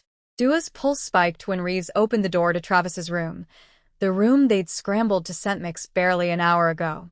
The bed was still unmade from their rushed efforts. Sheets tangled, pillows askew, looking exactly like two people had recently occupied the space. Reeves inhaled deeply, scenting the air with that unsettling shifter ability. "You share this room," she stated. "Not a question." "We do," Travis confirmed, his voice neutral but his hand finding Dua's, fingers lacing together in a gesture that looked practiced but felt electric. "And the other bedroom?" "Ms. Gomez's supposed space." "Storage," Dua said quickly, the lie coming easier than expected. "My things from before I moved in. I haven't sorted everything yet." Partial truth. The best lies always were. Martinez moved to the bed, running his hand over the sheets like reading Braille. "Scenting them." Testing. Recent activity, he noted, his tone clinical. "This morning. Just sleeping," Travis said, and there was an edge in his voice now. "Warning. We're bonded, not exhibitionists." "Of course." Martinez stepped back, but his eyes held Travis's for a beat too long. Challenge. Assessment. Though typically, newly bonded mates struggle with restraint. "You two seem quite controlled." It was a deliberate provocation. Testing Travis's reaction. Seeing if he'd rise to the bait. The temperature in the room dropped. Dua felt it like a physical thing, pressure building, the air growing heavy, something primal and dangerous rolling off Travis in waves that made her hindbrain scream predator. Alpha dominance. She'd read about it in the paranormal romance novels she used to devour at 2 a.m. But reading about it and experiencing it were completely different things. This wasn't fiction. This was real power, real threat, real danger barely contained by civilized behavior. Martinez's posture shifted immediately. Subtle but unmistakable, head lowering slightly, shoulders curving inward, body language screaming submission. "No disrespect intended, Alpha," Martinez said, his voice carefully neutral now. "Merely observation." "Your observations are noted." Travis's voice was cold steel wrapped in silk. "Is there anything else?" Reeves intervened smoothly, stepping between them with practiced diplomacy. "Just one more thing. A physical demonstration of the bond." Dua's stomach dropped. "Demonstration." "Nothing invasive," Reeves assured, but her eyes held calculation. "Simply affection." Newly bonded mates are highly physical, touching, scent marking, constant contact. It's instinctual, biological. A kiss should suffice to verify the bond's authenticity. Akish. They'd agreed on boundaries. No physical intimacy. Business only. But now business required Travis to kiss her in front of witnesses who could literally smell lies. Dua looked up at Travis, finding his eyes already on her. Gold threads through gray, his wolf close to the surface, every line of his body taut with barely controlled need. She saw the question in his expression, the concern, the absolute refusal to take what wasn't freely given. "Your choice," his eyes said. "Always your choice." "It's okay," Dua whispered, just loud enough for him to hear. "We have to sell this." "Dua?" "Just kiss me, Travis." Something cracked in his carefully controlled expression. The mask he wore slipped, and for half a second she saw everything underneath. Desperate longing, fierce protectiveness, the soul-deep need he'd described last night. Then his hand cupped her face, thumb brushing her cheekbone with devastating gentleness, and he leaned down. The kiss started soft. Testing. Oppressive lips that could have been chaste, could have been easily explained away as performative. Then Travis made a sound, low, rough, purely animal, and his control shattered. His other hand tangled in her hair, tilting her head back, and he kissed her like a drowning man finding oxygen. Deep, consuming, possessive in ways that bypassed rational thought and spoke directly to something primal. his wolf bleeding into the kiss, claiming, marking, mine. Dua's brain short-circuited. She'd been kissed before. Obviously. 5 years of marriage. Plenty of experience. But this was different. This wasn't just physical. This was elemental. Like every cell in her body had been waiting for exactly this kiss from exactly this person and finally understood what all the fuss was about. Like puzzle pieces clicking together. Like coming home to a place she'd never been but somehow recognized. She kissed him back without thinking, without calculating, without remembering they had an audience. Her hands fisted in his shirt, her shirt that he was wearing, pulling him closer, and Travis growled against her mouth. The sound vibrated through her chest, primal and possessive and absolutely not human. Someone cleared their throat. Reality crashed back with jarring abruptness. Travis pulled away slowly, his breathing ragged, his eyes pure gold now. His wolf was right there, barely contained beneath his skin, every line of his body screaming possession and claiming and mine. That will suffice, Reeves said dryly, though Dua caught approval flickering across her face. You're clearly bonded. We'll file our report as approved. Next inspection is in 30 days. Dua couldn't speak. Could barely breathe. Her lips tingled. Her entire body felt like it was vibrating at a frequency just slightly off from reality. Travis managed a nod, but his eyes never left Dua's face. Thank you for your time. The inspectors left with professional efficiency, and suddenly Dua and Travis were alone in his bedroom, the air between them crackling with tension and unspoken need, and the aftermath of that kiss. That was... Dua started. A mistake. Travis finished roughly, stepping back and putting distance between them like she burned him. I lost control. That won't happen again. Travis. I need to run. Clear my head. He was already moving toward the door, his movements jerky, barely controlled. Make yourself at home. I'll be back later. He left before Dua could form a response. She stood alone in his bedroom, her lips still tingling, her heart racing, and her body singing with an awareness she couldn't name and didn't want to examine too closely. That kiss had changed something fundamental. They both knew it, and pretending otherwise was going to be impossible. Dua spent the rest of the day trying to process what had happened. That kiss shouldn't have affected her like this. It was fake. Performance. Part of the act they'd agreed to sell. Except it hadn't felt fake. And Travis's reaction, running like his life depended on distance, suggested he'd felt it too. She was attempting dinner, attempting being the key word. The kitchen was intimidating and she was distracted. When her phone buzzed. Unknown number. Local area code. She almost didn't answer. But something made her click accept. Dua Gomez? A woman's voice. Familiar in ways that made Dua's stomach turn. Who is this? It's Lila. Everything inside Dua went cold. Arctic cold. The kind of cold that came before fury. How did you get this number? Chris has connections. Look, I know you don't want to hear from me, but you need to know something. About Travis Blackthorne. About what you've gotten yourself into. I'm hanging up. He's dangerous, Dua. Lila's voice took on that concerned friend tone that used to work before Dua knew better. I'm not talking personality quirks. I'm talking criminal. Violent. Chris looked into him. There are rumors. Disappearances. People who cross him just vanish. Nobody is. No evidence. Nothing. You don't know what you're talking about, don't I? You think it's normal for someone to own an entire town? To have that much control over that many people? Dua, he's either running organized crime or something worse. And you're living with him, isolated, in the middle of nowhere where nobody would hear you scream. What happens when you disappoint him? When you try to leave? When you see something you shouldn't? Dua's hand trembled around the phone. Why are you calling me? Because despite everything, I still care about you. Lila's voice cracked, and it sounded genuine enough that for half a second, Dua almost believed it.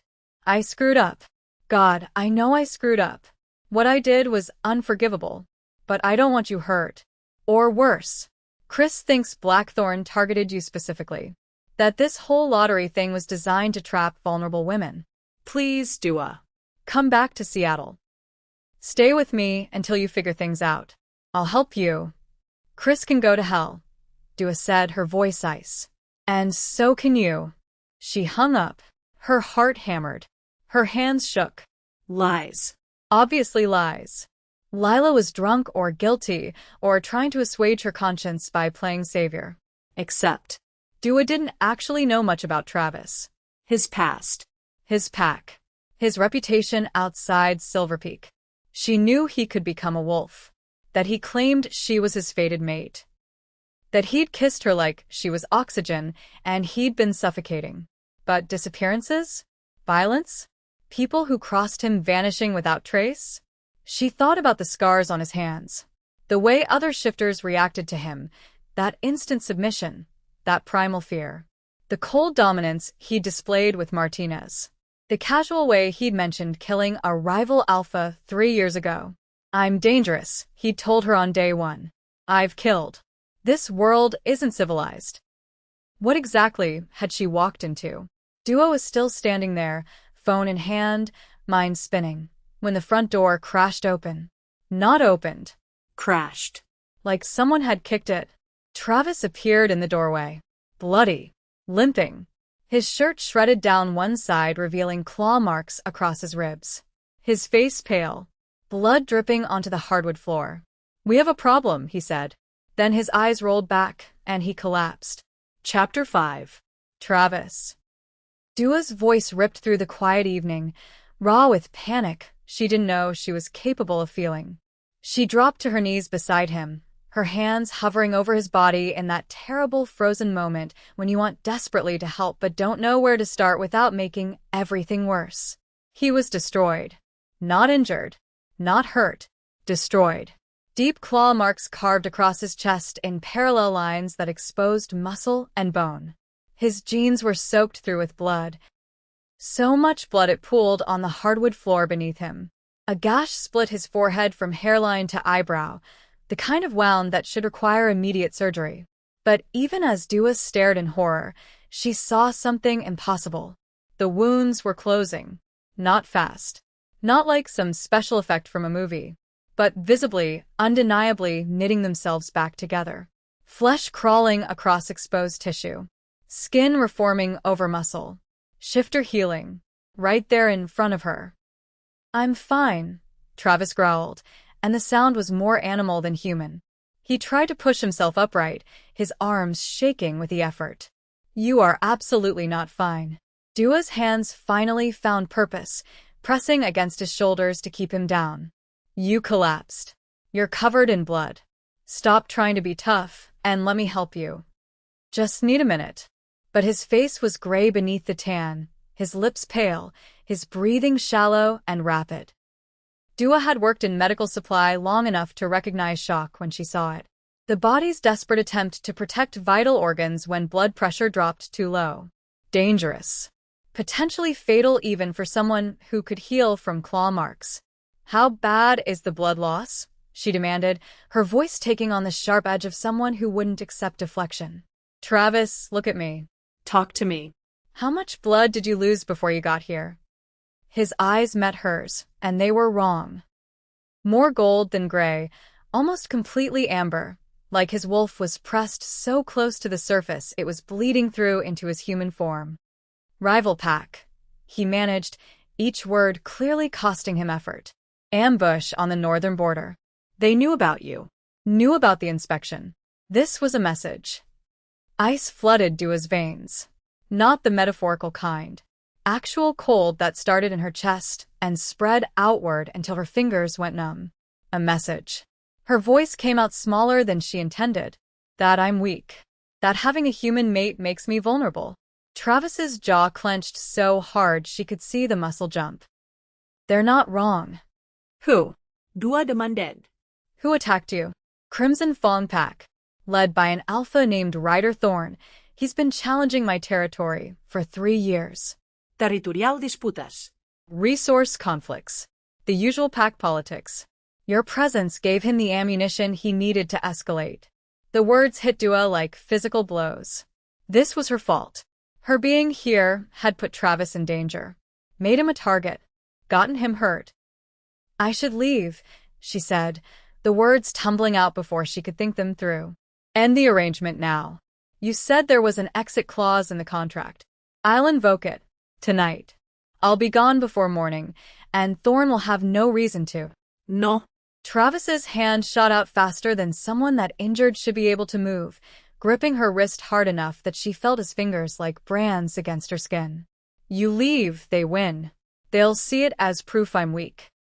Proof that my bond can be broken by intimidation and violence. The challenges will escalate. More attacks. More blood. More wolves dying because I couldn't protect what's mine. But if you stay, you're under my protection. Anyone who touches you answers directly to me.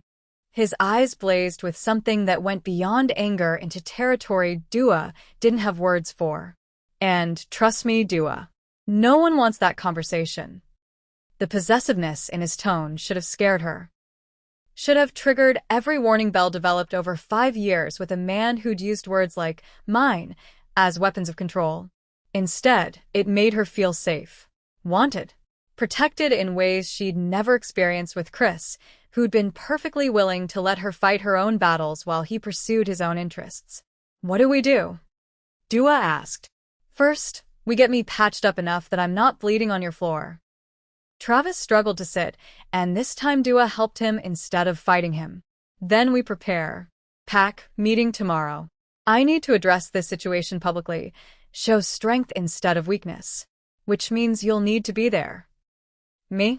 Dua's stomach dropped. Travis, I don't know anything about pack politics or... You're my mate. My Luna. He cut her off with gentle firmness. The pack needs to see you. See us together. United. If I'm going to claim we're bonded, we need to act bonded. But we're not actually bonded. We're pretending. This is a business arrangement. Travis's expression shifted into something darker, more complicated. The pack doesn't know that. As far as they're concerned, you're mine. Which makes you second only to me in authority. Pack royalty. The Luna they'll look to when I can't be there. The weight of that statement settled over Dua's shoulders like a physical thing. Heavy. Suffocating. Impossible. I don't know how to be pack royalty, she whispered. You stood up to Inspector Reeves when she tried to intimidate you. You're standing here, now helping me instead of running for your car. That's all being Luna is, Dua. Strength when it matters. Presence when it counts. Travis winced as another wound visibly closed. I know this isn't what you signed up for. If you want out, I'll honor every word of our contract. No judgment. No pressure. But I need you to decide right now. Are you in this, or are you done? Dua looked at him, really looked, at the blood still drying on his skin, at the tension in his shoulders from fighting pain, at the worry in his eyes that she might choose to leave. She thought about Lila's phone call, the warnings about violence and disappearances and danger. Then she thought about Chris.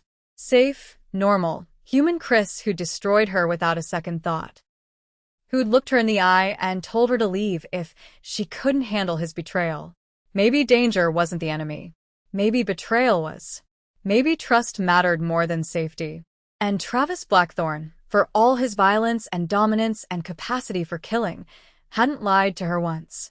I'm in, she said, her voice steady. Tell me what to do. Getting Travis upstairs and into the shower turned into an exercise in navigating his stubbornness, which apparently didn't diminish even when he could barely stand. I can manage on my own, he insisted, swaying slightly as he tried to take the stairs. You can barely walk in a straight line. I'm helping whether you like it or not. Dua? Do you want to pass out halfway up these stairs and crack your head open on the way down? Because that's what's about to happen if you don't let me help you. He glared at her with that alpha dominance that probably made grown wolves whimper. On Dua, it had approximately 0 effect.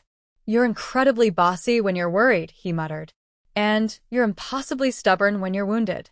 Now move before I call Kieran to carry you.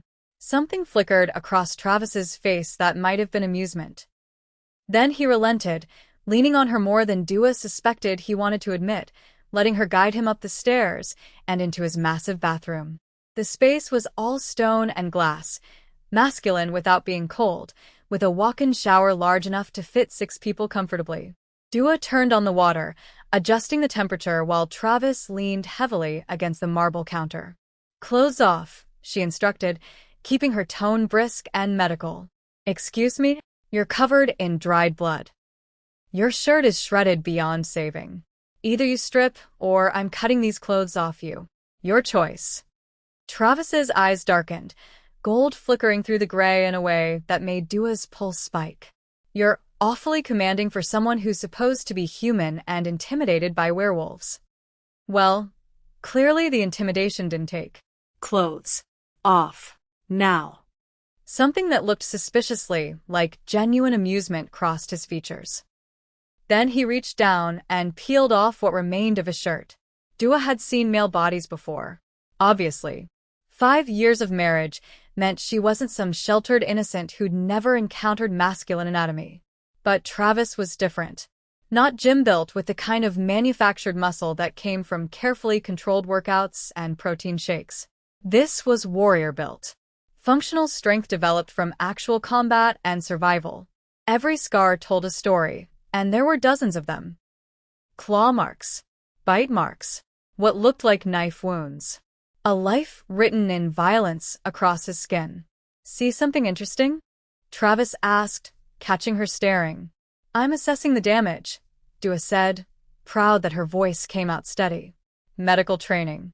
You worked in medical supply logistics, not as a trauma surgeon." "I picked up things. You learn a lot working around medical professionals." Travis's smile was small but genuine. "I bet you did." He reached for his belt, and Dua quickly spun around, face heating despite her best efforts at professional detachment. "I'll wait outside." "Stay." His voice was softer now, lacking the commanding edge. Almost vulnerable. Please. I'm dizzy. "If I pass out in the shower, I need someone here who can pull me out before I drown." Dua kept her back turned, but stayed. "Your wounds are already closing. I watched them heal. External wounds close relatively fast. Internal damage takes longer. Blood loss has to be replaced. Takes time." The shower turned on, and she heard him step under the spray. A long exhale that might have been pain or relief, or both. "Lost a lot of blood before I made it back here." "Why did you come here?" Dua asked the question to the tile wall, giving him privacy. "If you're hurt, why not go to a pack doctor or healer? You said you have medical staff." "Because I needed to see that you were safe." The simple honesty of those words stole Dua's breath. "Lila called," she said after a moment. "Right before you came back. The water shut off with sudden violence."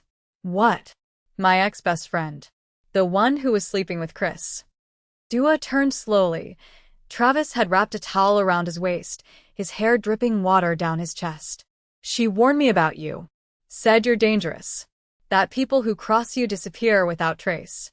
Travis's expression went completely cold. Not angry. Colder than that. The kind of expression that suggested violence held on a very thin leash. "And you believed her?" "I don't know what to believe." Dua held his gaze. "But I need the truth, Travis.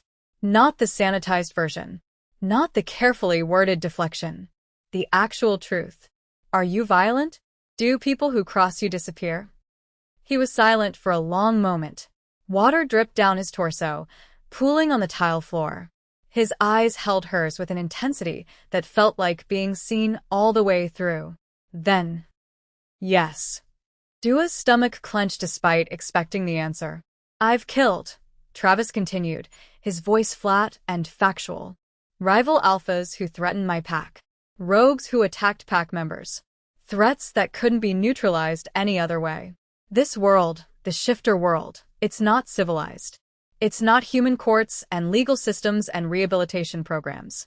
It's territorial. Primal. Sometimes killing is the only option to protect what's yours."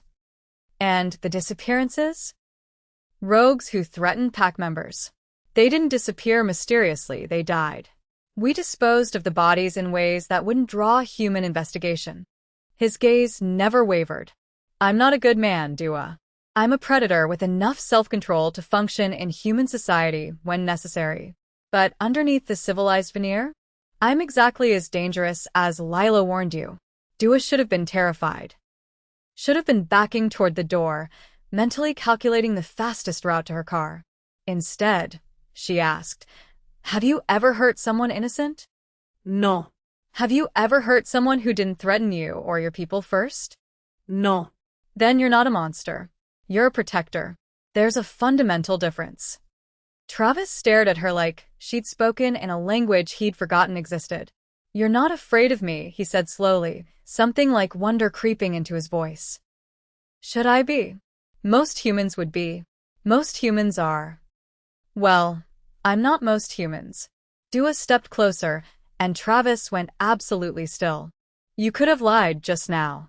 Made yourself sound better, more acceptable. But you told me the truth even though you knew it might make me leave. That's not what monsters do. Dua? She reached up before she could second-guess herself, touching the scar that cut through his left eyebrow. How did you get this? His breath caught audibly. My father. Training session when I was 12. Teaching me to fight. I was too slow, didn't block fast enough. And this? Her fingers traced a long scar across his collarbone. Viva el Alfa. 3 years ago. He challenged me for territory and lost. Lost how? I killed him. Dua's hand didn't move. Didn't tremble. To protect your pack? Yes. Then it was necessary. Not evil. Necessary. Travis caught her hand, pressing it flat against his chest where his heart hammered against his ribs. You're too good for this world, Dua. Too good for me. You should be running. Or maybe I'm exactly what you need, she countered. Maybe you need someone who can see past the violence to what you're protecting. Maybe you need someone who understands that danger and evil aren't the same thing. The air between them crackled with tension so thick Dua could almost taste it. Travis's eyes flashed gold. If you keep touching me like this, I'm going to do something we'll both regret. Like what? Like marking you right now. Claiming you. Making this bond real instead of pretend. Dua's pulse thundered in her ears. She should step back. Reinforce the boundaries they'd carefully negotiated. Remember, this was just business. Instead, she whispered, maybe I want you to. Travis made a sound that was half growl, half groan. You don't know what you're saying. Don't I? You kissed me this morning, Travis. I felt it. Whatever this bond is, whatever connection we're pretending doesn't exist, I felt it. That was for the inspection. For the act we're selling. No, it wasn't. Dua's voice came out steady despite her racing heart. You lost control. Your wolf wanted me, and for just a moment, you stopped fighting what you feel. Travis's grip on her hand tightened almost to the point of pain. This arrangement was supposed to be temporary. 90 days. Then you get your estate and freedom, and I go back to my life. That was the deal. What if I don't want freedom anymore? Dua, you're still healing from betrayal. Your ex destroyed you 3 weeks ago. What you're feeling right now, it could be gratitude, adrenaline, proximity, rebound. The word stung because part of her wondered if he was right. If everything she felt was just her broken heart looking for validation anywhere it could find it. But another part, the part that had kissed him back with everything she had, knew better. You're right, she said, forcing herself to step back and break contact. I'm not thinking clearly. Must be the blood loss. Apparently, it's contagious. She tried for humor. It fell completely flat. Travis's expression shuttered closed, going carefully neutral. Get some rest. Tomorrow's going to be difficult. Pack meetings are intense under normal circumstances. With an active threat on the table, it'll be worse. Travis. Go Nick, Dua. He was dismissing her. Gently, but firmly putting distance between them. Dua left before she could say something stupid. Like that the idea of being claimed by him didn't terrify her nearly as much as it should. Or that walking back to her empty bedroom felt wrong in ways she couldn't fully articulate. She was halfway down the hallway when she heard it. A howl. Long and mournful and filled with longing that made something in Dua's chest ache in response. Travis's wolf, crying for its mate. And some part of Dua, some part she didn't want to examine too closely, wanted to howl back. The next morning, Dua discovered what pack meeting actually meant in practice. Travis took her to a massive lodge on Silver Peak's northern edge. The structure looked like it had been standing for generations, weathered timber and river stone, a huge central hall with vaulted ceilings and a fireplace large enough to roast an entire deer. The place was packed with shifters. Not people. Shifters. The distinction mattered because even in human form, they moved differently, carried themselves with a predatory grace that bypassed conscious thought and went straight to hindbrain survival instincts. Easily 200 wolves filled the space, and when Travis and Dua entered, the silence was immediate and absolute. Every conversation stopped mid-sentence. Every head turned. Every eye tracked their movement with unsettling precision. Travis's hand found the small of Dua's back, warm, possessive, a gesture that looked casual but felt weighted with significance. "Stay close," he murmured, his voice pitched low enough that only she could hear. "Don't show fear. They can smell it and it triggers instincts." "I'm not afraid," Dua lied. "Your heartbeat is 140. They can all hear it. Try to breathe steadily." Right. Werewolf superhearing. Privacy was going to be an interesting concept to navigate. Travis led her through the crowd toward a raised platform at the hall's front. 2 chairs sat there, not chairs really. Thrones. Carved from single pieces of wood, elaborate and imposing. Alpha and Luna seats.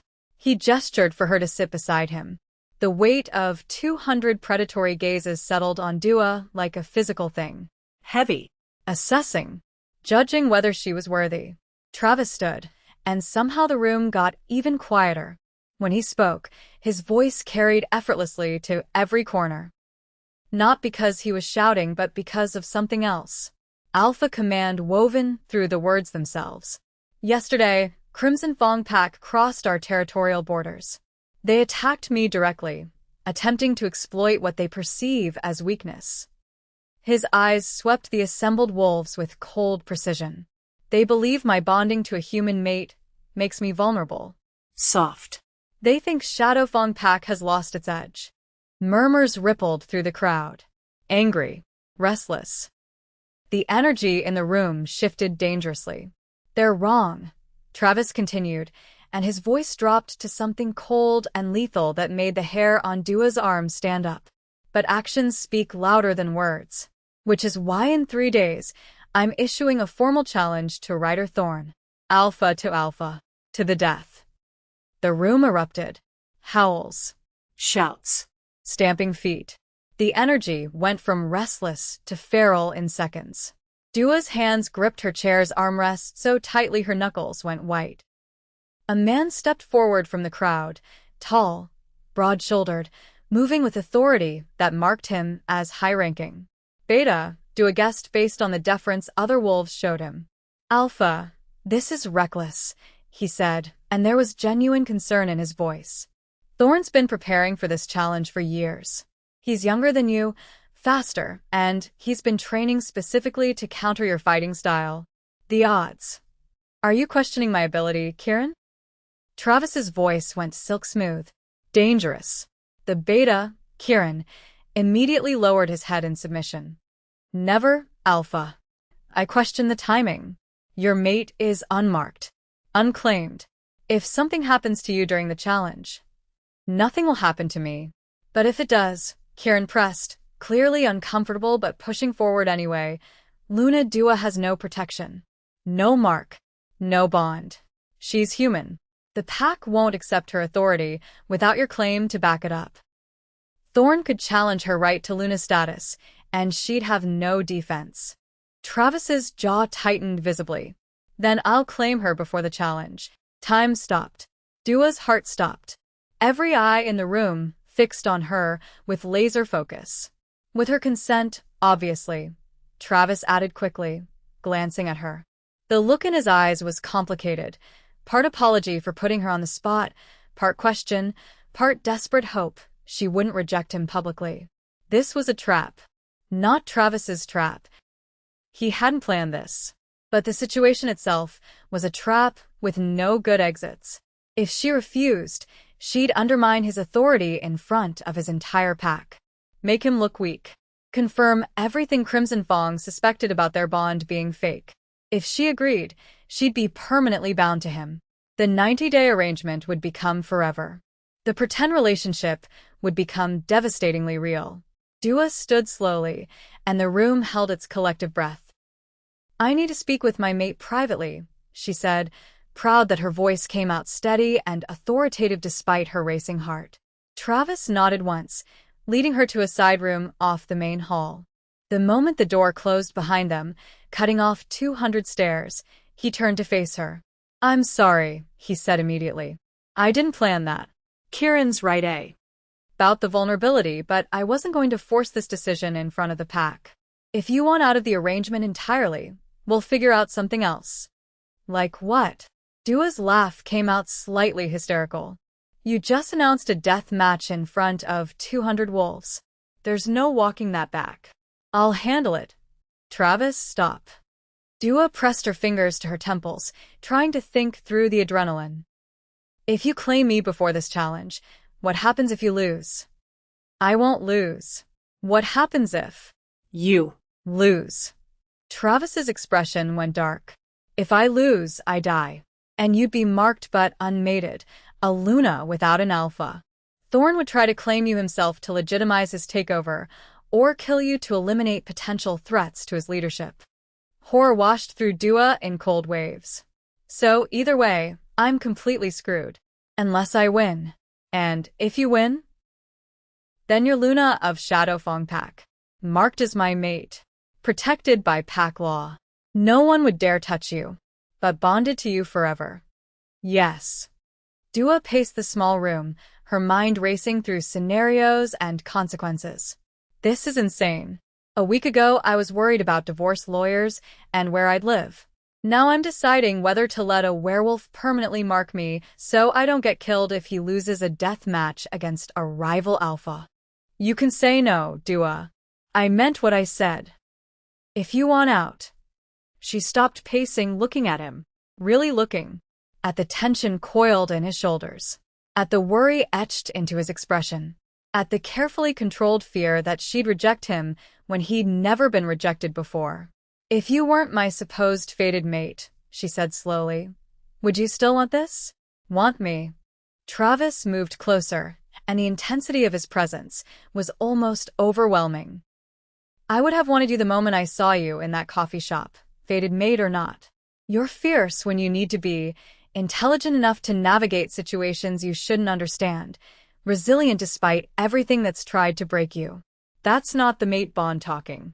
That's me recognizing someone extraordinary. I'm not extraordinary. I'm just surviving.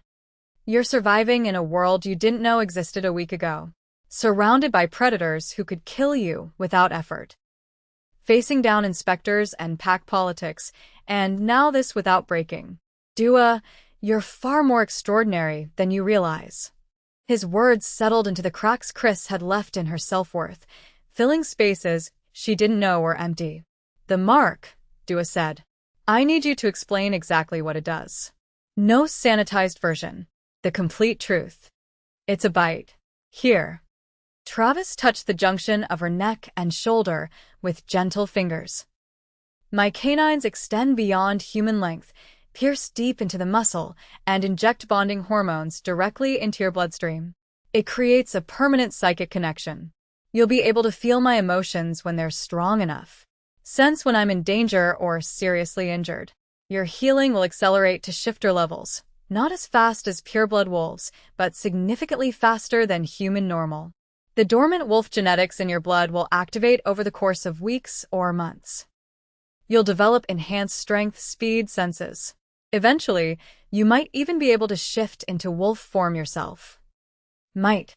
It's rare for humans with latent bloodlines, but possible. Depends on how strong your ancestry is. "And if I hate it? If I regret the decision and want it undone?" Travis's expression crumbled, pain flashing across his features, so clearly Dua felt it in her chest. It can't be undone, he said quietly. The mark is permanent. The bond is permanent. Which is why I need you to be absolutely certain. Don't do this just to save me in a pack meeting. Don't do this because you feel obligated. Only agree if you genuinely want this, because there's no going back. Dua thought about her old life. The Chris life. Safe and predictable and ultimately devastating. Where she'd been comfortable and complacent until comfort became her prison. She thought about this life. The Travis life. Dangerous and intense and impossibly honest. Where she'd never doubt whether she was wanted because the wanting was written into biology itself. Do you love me? She asked suddenly. Travis went completely still. What? Do you love me? Or do you just want me because your wolf says I'm yours? Because there's a difference, and I need to know which one this is. He was silent for long enough that Dua thought he might not answer. When he finally spoke, his voice was raw in ways she'd never heard from him. I don't know if I'm capable of love anymore. My family died 6 years ago. I've spent that time building walls so high and thick that nothing gets through. Emotions are vulnerabilities. Attachments are weaknesses. I turn myself into exactly what an alpha needs to be: controlled, rational, strategic. He paused, and something shifted in his expression. But when I look at you, those walls shake. When you smile, something in my chest loosens that's been tight for years. When you're in danger, my entire world narrows to one absolute priority: protect her. When you touch me, I feel almost human again instead of just functional. He stepped closer, cupping her face with both hands, and the gentleness of the gesture contrasted sharply with his capacity for violence. Is that love? I honestly don't know. But it's more than I've felt in 6 years. More than I thought I'd ever feel again. So maybe love isn't the right word. Maybe it's bigger than that. Essential. You're essential, Dua. And losing you would break something in me I don't think would ever heal. Tears burned in Dua's eyes. I don't love you, she whispered, brutal honesty meeting brutal honesty. Not yet. But I could. I feel the potential for it, this pull, this connection that goes beyond logic or reason. And maybe that's enough to start with. It's enough, Travis said fiercely. It's more than enough. Then do it. Dua's voice steadied into certainty. Mark me. Claim me. Make this real. Dua? I'm sure, Travis. I'm choosing this. Choosing you. The gold in his eyes blazed like captured sunlight. Right now? Here. After you win your challenge. That gives me 3 days to prepare mentally, and it means you have to come back alive to claim me. Consider it motivation to not die. Travis laughed, actual laughter, rough and surprised and genuine. You're bribing me with mating? I'm giving you something to fight for beyond territory and pride and pack politics. His smile transformed his entire face, making him look younger and less burdened. As if I needed more motivation than keeping you safe. He kissed her then, softer than the inspection kiss, but no less consuming. A promise. A claim waiting to be made official. A future they were both choosing despite every rational reason not to. When they broke apart, Dua's lips were swollen and her resolve had crystallized into absolute certainty. Let's go tell your pack, she said. The pack's reaction to the announcement was explosive in the best way. Howls of approval. Celebratory roars. Stamping feet that made the entire lodge shake. Dua stood beside Travis on the platform, his hand clasping hers firmly, and felt the weight of 200 wolves accepting her as their future Luna. Terrifying and exhilarating in exactly equal measure. The next 3 days blurred into organized chaos. Day 1. Travis introduced Dua to key pack members she'd need to know.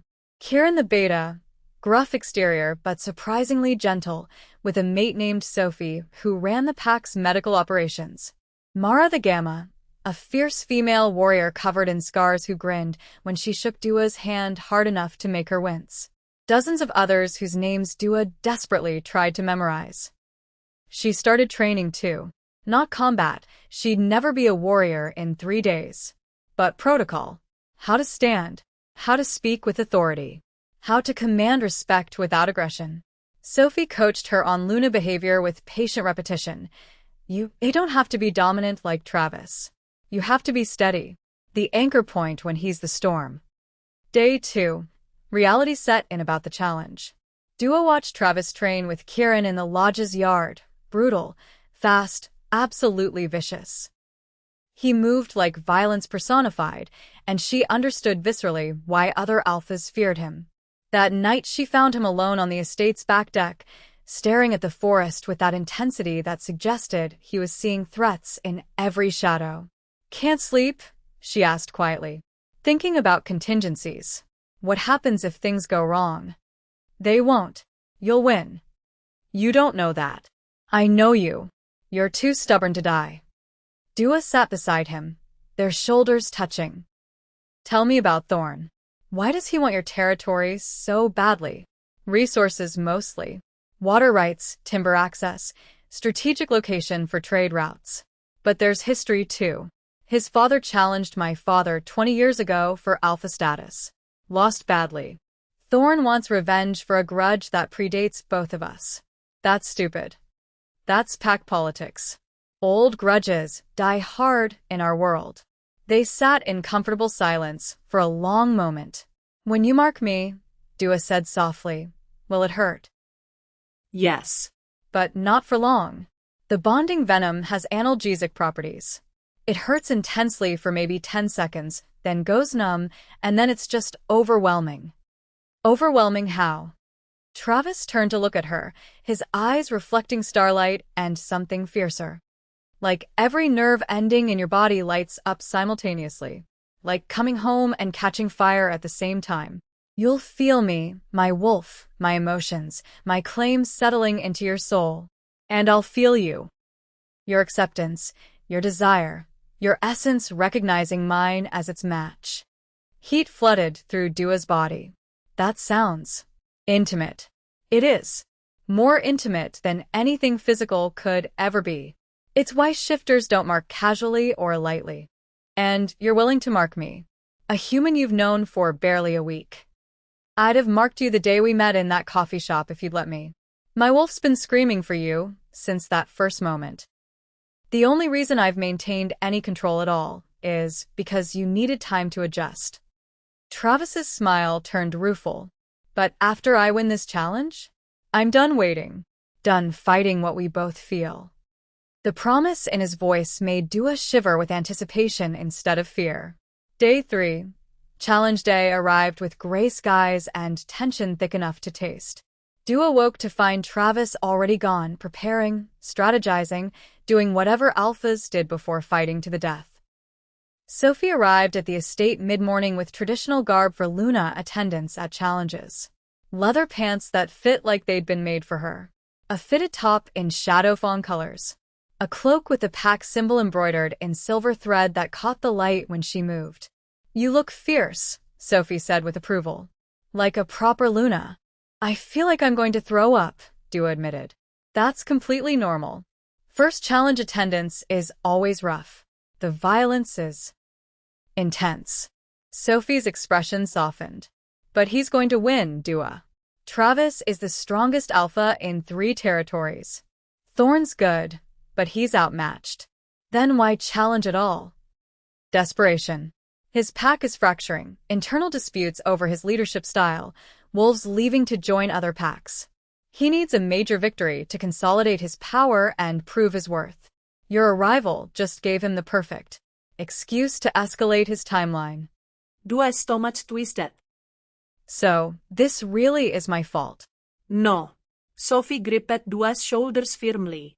"This was inevitable. Thorn's been circling for years, looking for any opening. You just moved up a schedule that was already in motion. Don't carry guilt for what was always going to happen." Sophie's words should have been comforting. They weren't.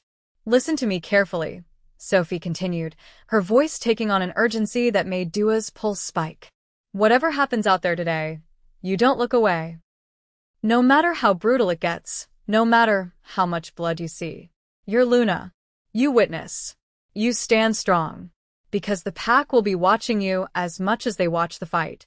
They need to see that their Luna doesn't flinch from violence, that you can handle the reality of what we are. What if he loses?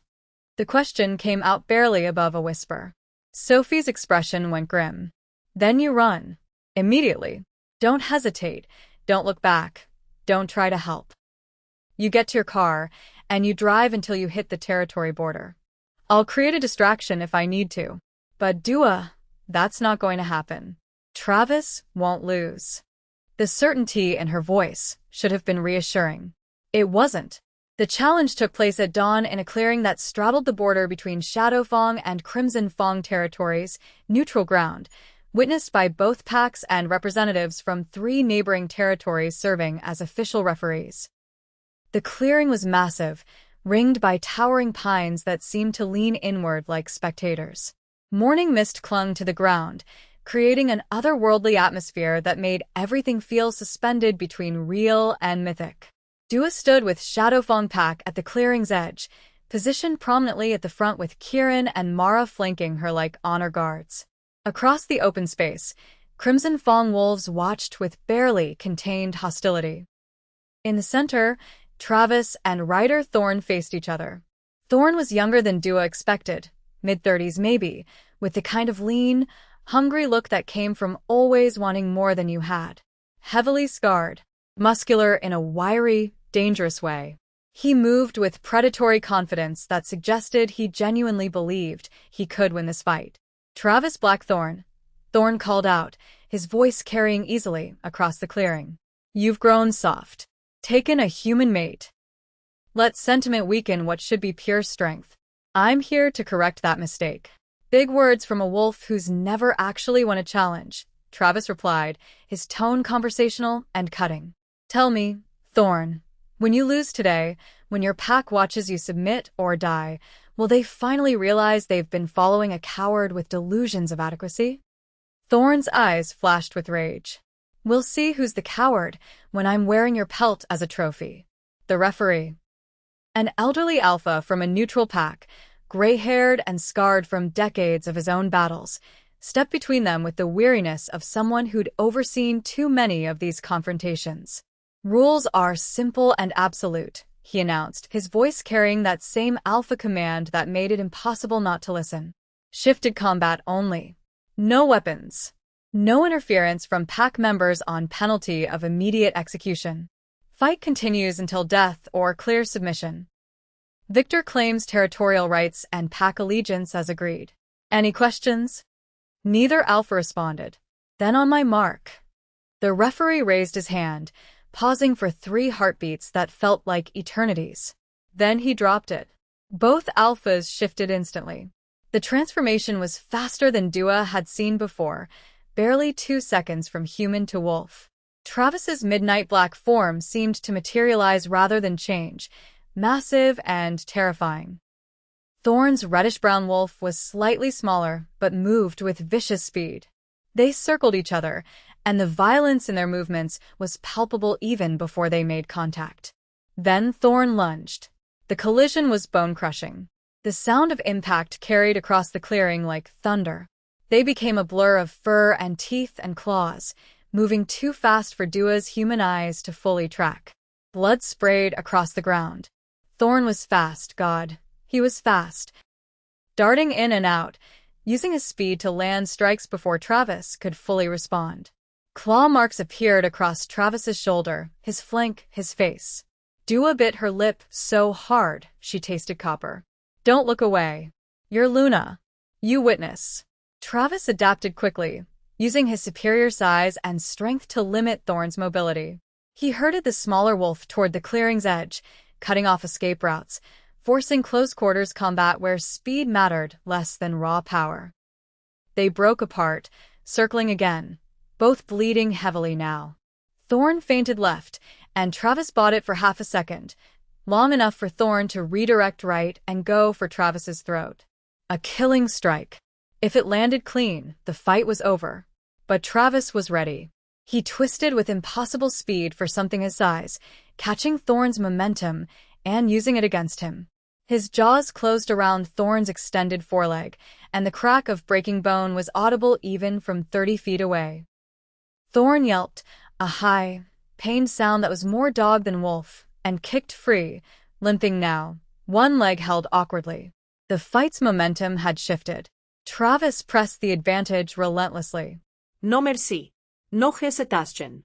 He drove Thorn backward across the clearing, landing blow after blow, opening wounds that bled freely onto the ground. Thorn tried to mount a counterattack, launching himself at Travis's exposed side, but the injured leg betrayed him. His trajectory was off by inches. Travis caught him midair, slamming him to the ground with enough force that Dua heard the impact from where she stood. Travis's jaws closed around Thorn's throat, not biting down. Not yet. Just holding. A clear statement. I could kill you right now. Submit or die. The clearing went silent. Every wolf watching held their breath. Seconds stretched into eternities. Then Thorn's body went limp. Submission. Travis held the position for another 5 seconds, making absolutely certain, establishing dominance beyond any possible question, then released him. Thorn shifted back to human form immediately, naked and bleeding and thoroughly defeated. He lay on the ground gasping, one arm bent at an unnatural angle, blood running from dozens of wounds. I yield, he managed, his voice barely above a whisper. Territory is yours. Challenge is satisfied. Travis shifted back, standing over Thorn's prone form. Not gloating, just present, dominant. Alpha. Your pack? Travis asked. They're yours if you want them. If you'll have them. I don't want your pack, Thorn. I want your oath. Crimson Fang remains independent, but under Shadow Fang protection. Any threats to your territory you bring to me first. Any disputes, I mediate. You step out of line, threaten my pack or my mate, and I'll finish what I started here today. Are we clear? Thorn nodded, the movement clearly painful. Crystal clear, Alpha. The referee stepped forward. Travis Blackthorn, Alpha of Shadow Fang Pack, is victorious. Territorial boundaries remain as established. Crimson Fang Pack owes fealty debt to Shadow Fang. This challenge is concluded. The response from Shadow Fang Pack was immediate and explosive. Howls of victory, roars of approval, wolves shifting and running in celebratory circles. The energy went from tense to jubilant in seconds. Travis's eyes found Dua across the clearing through the chaos. Gold. Blazing. Possessive beyond reason. Mine. Travis crossed the clearing in long strides, and the celebrating wolves parted before him like water before a ship's bow. He stopped directly in front of Dua, close enough that she could see the blood ill drying on his skin, could smell the violence and victory that clung to him, could feel the heat radiating from his body. Still want that mark? He asked, his voice pitched to carry, loud enough that every wolf in the clearing could hear. Making this public. Making this binding. Dua's response was steady and clear, no hesitation. Yes. The howls intensified. Approval. Celebration. Acceptance. Travis's smile was predatory and possessive and absolutely devastating. Then let's go home, Luna. I'm done waiting. The drive back to the estate happened in charged silence. Travis drove with one hand on the wheel, the other clasped with Dua's, his thumb drawing small circles on her knuckles. The gesture looked casual but felt weighted with significance, anticipation, promise, barely contained need. The wounds from the challenge had already closed completely. Shifter healing was remarkable like that. Within hours, there would be no physical evidence the fight had ever happened. You're nervous, Travis observed quietly. Terrified, Dua admitted. No point in lying when he could probably hear her racing heartbeat and smell the adrenaline in her sweat. We can wait. Take more time if you need it. No. Dua's voice was firm despite the fear. I'm not scared of you, or the mark, or the bond. I'm scared of how much I want this. How much I've changed in a week. 7 days ago, I was a completely different person. Change isn't always bad. I know, but it's disorienting. Like I don't recognize myself anymore. Travis pulled into the estate's driveway, parking but not immediately getting out. He turned to face her fully, his expression serious. When we get inside, he said carefully, I'm going to give you one more chance to change your mind. One more opportunity to say no. After that, after I mark you, there's no going back. Ever. You need to be absolutely certain. I'm certain. Dua? Travis. She cut him off gently. I know what I'm choosing. I know what I'm giving up and what I'm gaining. I'm not some naive girl who doesn't understand consequences. I'm a woman who's been broken and is choosing to rebuild differently. With you. So stop giving me exits I don't want and come inside. His smile was slow and devastating. Yes, Luna. They entered the estate together, and the familiar space felt different now. Charged. Significant. The place where everything would change. Travis led her upstairs to his bedroom. Their bedroom now, she supposed, and closed the door behind them. Last chance, he said quietly. You can still walk away. I'm not walking anywhere. Dua moved closer, eliminating the distance between them. Mark me, Travis. Make me yours. Something cracked in his carefully maintained control. His eyes flashed gold and stayed that way, his wolf rising to the surface, barely contained beneath his skin. Sit on the bed, he instructed, his voice rougher now, more animal than human. Dua obeyed, her heart hammering so loudly she was certain he could hear it. Travis knelt in front of her, bringing them to eye level, his hands coming up to cup her face with devastating gentleness. This is going to hurt, he said, for about 10 seconds. Then the bonding venom kicks in, and it goes numb. After that, it's just overwhelming. You'll feel the bond snap into place, feel my wolf claiming yours. Your body will try to shift if your wolf is strong enough. Don't fight it. Just let it happen. What if I don't have a wolf? You do. I can smell her. She's just sleeping. The mark will wake her up. Dua nodded, not trusting her voice. Travis's hand slid from her face to her shoulders, then gently guided her to turn, exposing the left side of her neck. I love you, he said quietly, and the words landed like physical things in the space between them. I don't know if I said it right, if those words mean the same thing to me that they do to you, but whatever love is, I feel it for you. Tears burned in Dua's eyes. I'm getting there. Ask me again in a few weeks. His laugh was soft against her skin. I'll ask you every day until you can say it back. Then his lips brushed the junction of her neck and shoulder. Gentle, reverent. Mine, he whispered. Then he bit down. The pain was shocking in its intensity.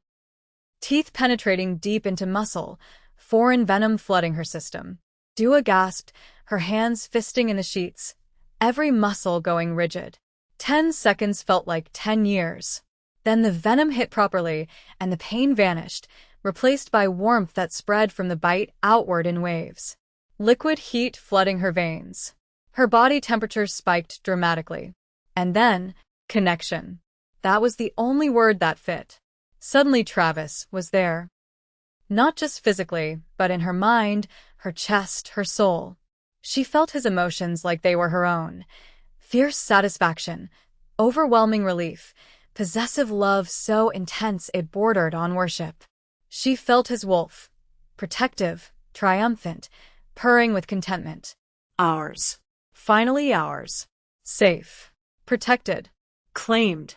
And beneath it all, she felt something stirring inside herself.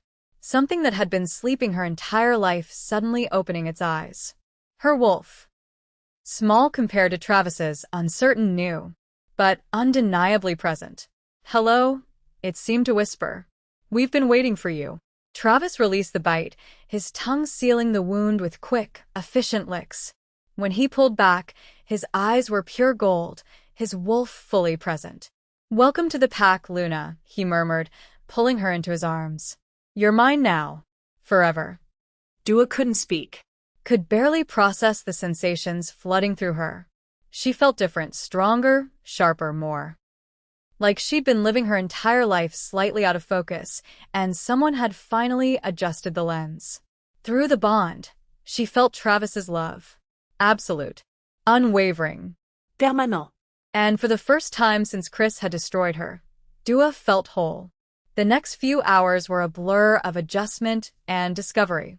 The bite mark healed within minutes, leaving a silver scar in the shape of Travis's canines, visible to any shifter who looked, a permanent claim that announced exactly who she belonged to. But the internal changes took longer. Dua esences sharpened dramatically. She could hear Travis moving in the next room with perfect clarity, his footsteps, his breathing, his heartbeat. Could smell the pack members patrolling the territory borders miles away. Could feel the sun on her skin with intensity that bordered on overwhelming. "It's temporary," Travis explained, bringing her water. "The sensory overload. Your brain needs time to adjust to processing that much information. Give it a few days, and it'll become background noise." "Will I be able to shift?"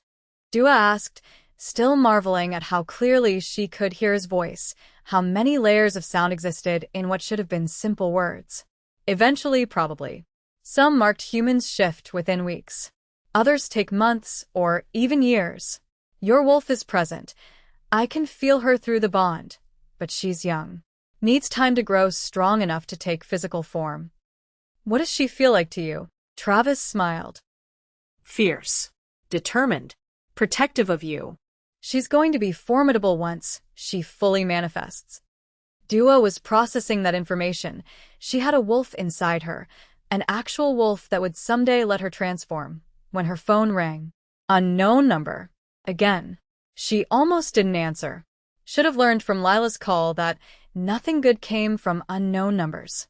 But something made her click accept. "Dua. Thank God." Chris's voice. Panicked. "Lila told me you're in danger. We're coming to get you. We're already in town. Just tell us where you are and we'll—" "Don't." Dua's voice came out harder than she'd ever heard it. "Don't come. Don't call again. Don't contact me. Dua, you're not thinking clearly. This guy's got you brainwashed or trapped or—" "No, Chris. "For the first time in years, I'm thinking perfectly clearly. You destroyed me. Lila betrayed me. And I walked away from that life and built something better. I'm not coming back. He's dangerous. We looked into him, disappearances, violence. He's an alpha wolf," Dua said calmly, and the shocked silence on the other end was almost satisfying. "And I'm his marked mate. Which means I'm not human anymore either.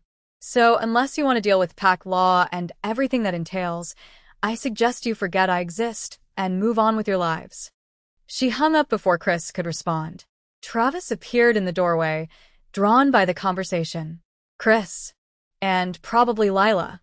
They're in town. They think they're rescuing me." Travis's expression went cold. "Give me their location. I'll handle it." "No." Dua stood, surprised by how steady she felt. How strong. The bond pulsed with Travis's protective rage, but she pushed back against it with her own certainty.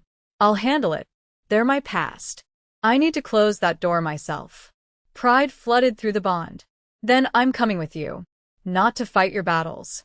Just to stand beside you while you fight them yourself." "Deal." They found Chris and Lila at Silver Peak's only motel, the same one Dua had stayed at a week ago, when everything had been different. Chris climbed out of a rental car when he saw them approaching, Lila close behind. They both looked smaller than Dua remembered. Less significant. Like seeing childhood fears through adult eyes and realizing they were never as big as you thought. "Dua?" Chris called, relief flooding his features. "God, we've been so worried." "Come on, we'll take you back to Seattle and—" "I'm not going anywhere," Dua interrupted. "You're not thinking straight. He's manipulated you. He's been more honest with me in a week than you were in 5 years." Dua's voice was ice. "So no, Chris. I'm not confused. I'm not brainwashed. I'm exactly where I choose to be." Lila stepped forward, and Dua noticed she was careful to keep Chris between herself and Travis. Smart. Her instincts recognized predator, even if her human brain couldn't fully process it. "Dua, please," Lila said, and there were actual tears in her eyes. "I know I hurt you. I know what I did was unforgivable, but I still care about you. I don't want you hurt or worse. This place, these people, there's something wrong here." The only thing wrong, Dua said clearly, is you showing up uninvited to interfere in my life again. You lost that privilege when you slept with my husband for 8 months and lied to my face about it. That was different. No. It wasn't. You made choices. I'm making mine. Mine just happened to involve werewolves and pack politics instead of betrayal and mediocrity. Chris's expression hardened. Fine. Keep the estate. Keep your weird mountain town. But don't come crawling back when this ends badly. It won't end badly, Dua said quietly. She pulled down her collar, exposing the silver mark on her neck. See this? That's a mating mark. I'm bonded to Travis permanently. There's no divorce in shifter culture. No walking away. This is forever. Both Chris and Lila stared at the mark like it was a brand, which in a way it was. You let him mark you? Lila whispered. Dua, what have you done? I chose something real over something safe. It chose honesty over comfort. I chose a man who fights his every instinct to give me choice over a man who took every choice away through deception. Dua stepped closer to Travis, and his arm came around her immediately. I chose to become something more instead of staying something less. Travis finally spoke, his voice carrying that alpha command that made both Chris and Lila instinctively step back. You have 60 seconds to get in your car and leave Silver Peak. If I ever see you near my mate again, if you contact her, if you so much as think about her too hard, you'll discover exactly how dangerous I am. Are we perfectly clear? The threat wasn't empty. Travis's eyes flashed gold, and for just a moment, both Chris and Lila saw something in his face that bypassed rational thought and went straight to lizard brain survival instinct. Predator. Apex predator. Run. They ran. Well, they scrambled into their rental car and peeled out of the parking lot with reckless speed. But the effect was the same. Dua watched them disappear down the mountain road and felt absolutely nothing. No sadness. No regret. No lingering attachment. Just relief. Like closing a book she'd been forcing herself to finish out of obligation rather than interest. You okay? Travis asked quietly. I'm perfect. She turned to him, rising on her toes to kiss him. Thank you for letting me handle that myself. You're Luna. You don't need me to fight your battles. No. But it's nice knowing you would if I asked. Through the bond, she felt his love, powerful, absolute, hers. Let's go home, she said. The next few weeks transformed Dua's existence completely. She learned pack hierarchy by immersion, attending meetings and settling disputes, and discovering she had a talent for mediation that surprised even her. She trained with Mara, building shifter strength through exercises that would have been impossible a month ago. She worked with Sophie in the medical unit, learning shifter physiology and how to treat injuries unique to their kind. And slowly, steadily, her wolf grew stronger. The first time she felt the shift beginning, bones aching, skin feeling too tight, energy surging, Travis was there to guide her through it. Don't fight it, he murmured, his hand on her back. Let go of control. Trust your wolf. Dua closed her eyes, stopped fighting, and let go. The transformation was painful. God, it was painful. Bones reshaping themselves, muscles reforming, but when it was done, she stood on 4 legs, seeing the world through wolf eyes.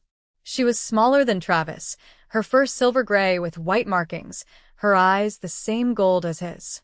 Beautiful, she felt through the bond. You're absolutely beautiful. And then they ran. Through the forest under the moon, with the pack howling around them. Dua had never felt so free, so powerful, so perfectly herself. When they returned to human form hours later, both exhausted and exhilarated, Travis pulled her close. I love you, she said, the words finally ready. I love you so much it scares me. His smile was radiant. About time. I've been waiting to hear that. You're going to hear it a lot more now that I've started. Good. He kissed her softly. Because I plan on spending forever reminding you why choosing me was the best decision you ever made. And as the sun rose over Silver Peak, over their territory, over the pack they led together, Dua knew with absolute certainty that he was right. Choosing Travis hadn't been the safe choice. It had been the right one. And that's how Dua Gomez went from broken to whole. From betrayed wife to powerful Luna. From human to shifter. From destroyed to transformed. Her ex-husband told her, "I'm sleeping with your best friend. If you can't handle it, leave." So she left. And found something infinitely better. Comment below and tell me, what was your favorite moment? The marking? The challenge? The confrontation with Chris and Lila? Where are you watching from? And if you loved this story, if you stayed for 2 hours watching Dua and Travis's journey, hit that subscribe button. Turn on notifications. Because here at Gracie Werewolf Story Bank, we're just getting started. 3 months after arriving in Silver Peak, Dua stood on the estate's back deck watching the sunset. So much had changed. She was Luna now, not pretend, not fake, but real. The pack respected her, trusted her, came to her with problems, disputes, celebrations. Her wolf had emerged fully, and shifting became as natural as breathing. She ran with Travis most mornings, their wolves playing and hunting, and existing in perfect synchronicity. The divorce from Chris was finalized. He'd tried one last manipulation, claiming the estate should be marital property since she'd won the lottery, while technically still married. Travis's lawyers had demolished that argument in 48 hours. Lila had sent one email, a rambling apology Dua had deleted without reading. The past was truly past. There you are. Travis joined her on the deck, wrapping his arms around her from behind. Through the bond, she felt his contentment, his love, his absolute certainty that she belonged here. "Just thinking," Dua said, leaning back against his chest. "About how different my life is now. 3 months ago, I was broken. Lost. Wondering if I'd ever feel whole again. And now I'm Luna of Shadowfang Pack. Mated to an alpha wolf. I can shift, hunt, fight. I have a purpose, a family, a home." She turned in his arms, meeting his eyes, gray gold, always beautiful. "Now I'm happy. Actually, genuinely happy." Travis's smile was devastating. "Good. Because you're stuck with me forever, remember? No divorce in pack law. Wouldn't want one anyway." He kissed her, soft, sweet, perfect. Then pulled back with a considering expression. What? Dua asked. "There's something I haven't told you." Her stomach dropped. "That sounds ominous." "Not ominous. Just significant." Travis took her hand, guiding it to rest over his heart. "When I claimed you, when the bond snapped into place, my wolf settled in a way he never had before. The rage, the violence, the constant edge, it's still there, but controlled. You centered me, Dua. Made me better." "Travis, let me finish." His expression was intense. "I told you I didn't know if I could love, that I'd built walls too high. But I was wrong. I love you. Completely. Desperately. You're not just my mate. You're my choice. My forever. My everything." Tears burned Dua's eyes. "I love you too. I think I have since that first kiss, even though I was terrified to admit it. Not terrified now. Not even a little." Travis grinned. "Good. Because there's one more thing." "What?" He dropped to one knee. Dua's breath caught. "I know we're already bonded," Travis said. "Already mated by pack law. But you came from the human world, and in that world, this matters." He pulled a ring from his pocket. Simple platinum band with a moonstone that caught the fading light. "Dua Gomez, will you marry me? Human ceremony, pack witnesses, all of it." Dua's tears spilled over. "You don't have to do this. The bond is enough. It's not about have to. It's about want to. I want to marry you in every way that exists. Pack bonds, human vows, all of it. I want the world to know you're mine and I'm yours." "Yes." Dua laughed through her tears. "Yes, absolutely yes." Travis slipped the ring on her finger, then stood, lifting her off her feet and spinning her.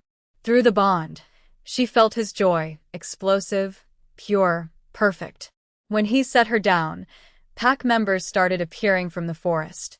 Kieran and Sophie, Mara, dozens of others. They'd been waiting, Listening. Hoping. the pack held approval, a sound that echoed across the territory, wild and beautiful and home. Epilogue, 6 months later, asterisk asterisk. The wedding was a blend of human tradition and pack custom. Held in the forest clearing where Travis had fought Thorn, transformed into something beautiful with flowers and lights and magic. Dua wore white, traditional, with a shadow fawn cloak, pack custom. Travis wore a suit but went barefoot, alpha prerogative. They inged human vows in front of a justice of the peace, then exchanged pack vows in front of the assembled wolves, promises of protection, loyalty forever. When Travis kissed her, the pack howled. And Dua thought about the woman she'd been 6 months ago, broken, betrayed, lost. That woman would never have believed this future was possible. But that woman hadn't met her alpha yet, hadn't discovered the wolf inside her, hadn't learned that sometimes the worst betrayals lead to the best transformations. What are you thinking? Travis murmured against her lips. That Chris did me the biggest favor of my life when he told me to leave. Travis laughed. Should we send him a thank you card? Absolutely not. Fair enough. He kissed her again, deeper this time. Ready for forever, Luna? Dua looked around at her pack, her family, gathered in celebration. At the territory she helped protect. At the life she'd built from ashes. I've been ready since the coffee shop, she said. I just didn't know it yet. Better late than never. Better late than never, Dua agreed. And they lived, not happily ever after because pack life was never that simple, but fully, fiercely, together, with no regrets, and no looking back.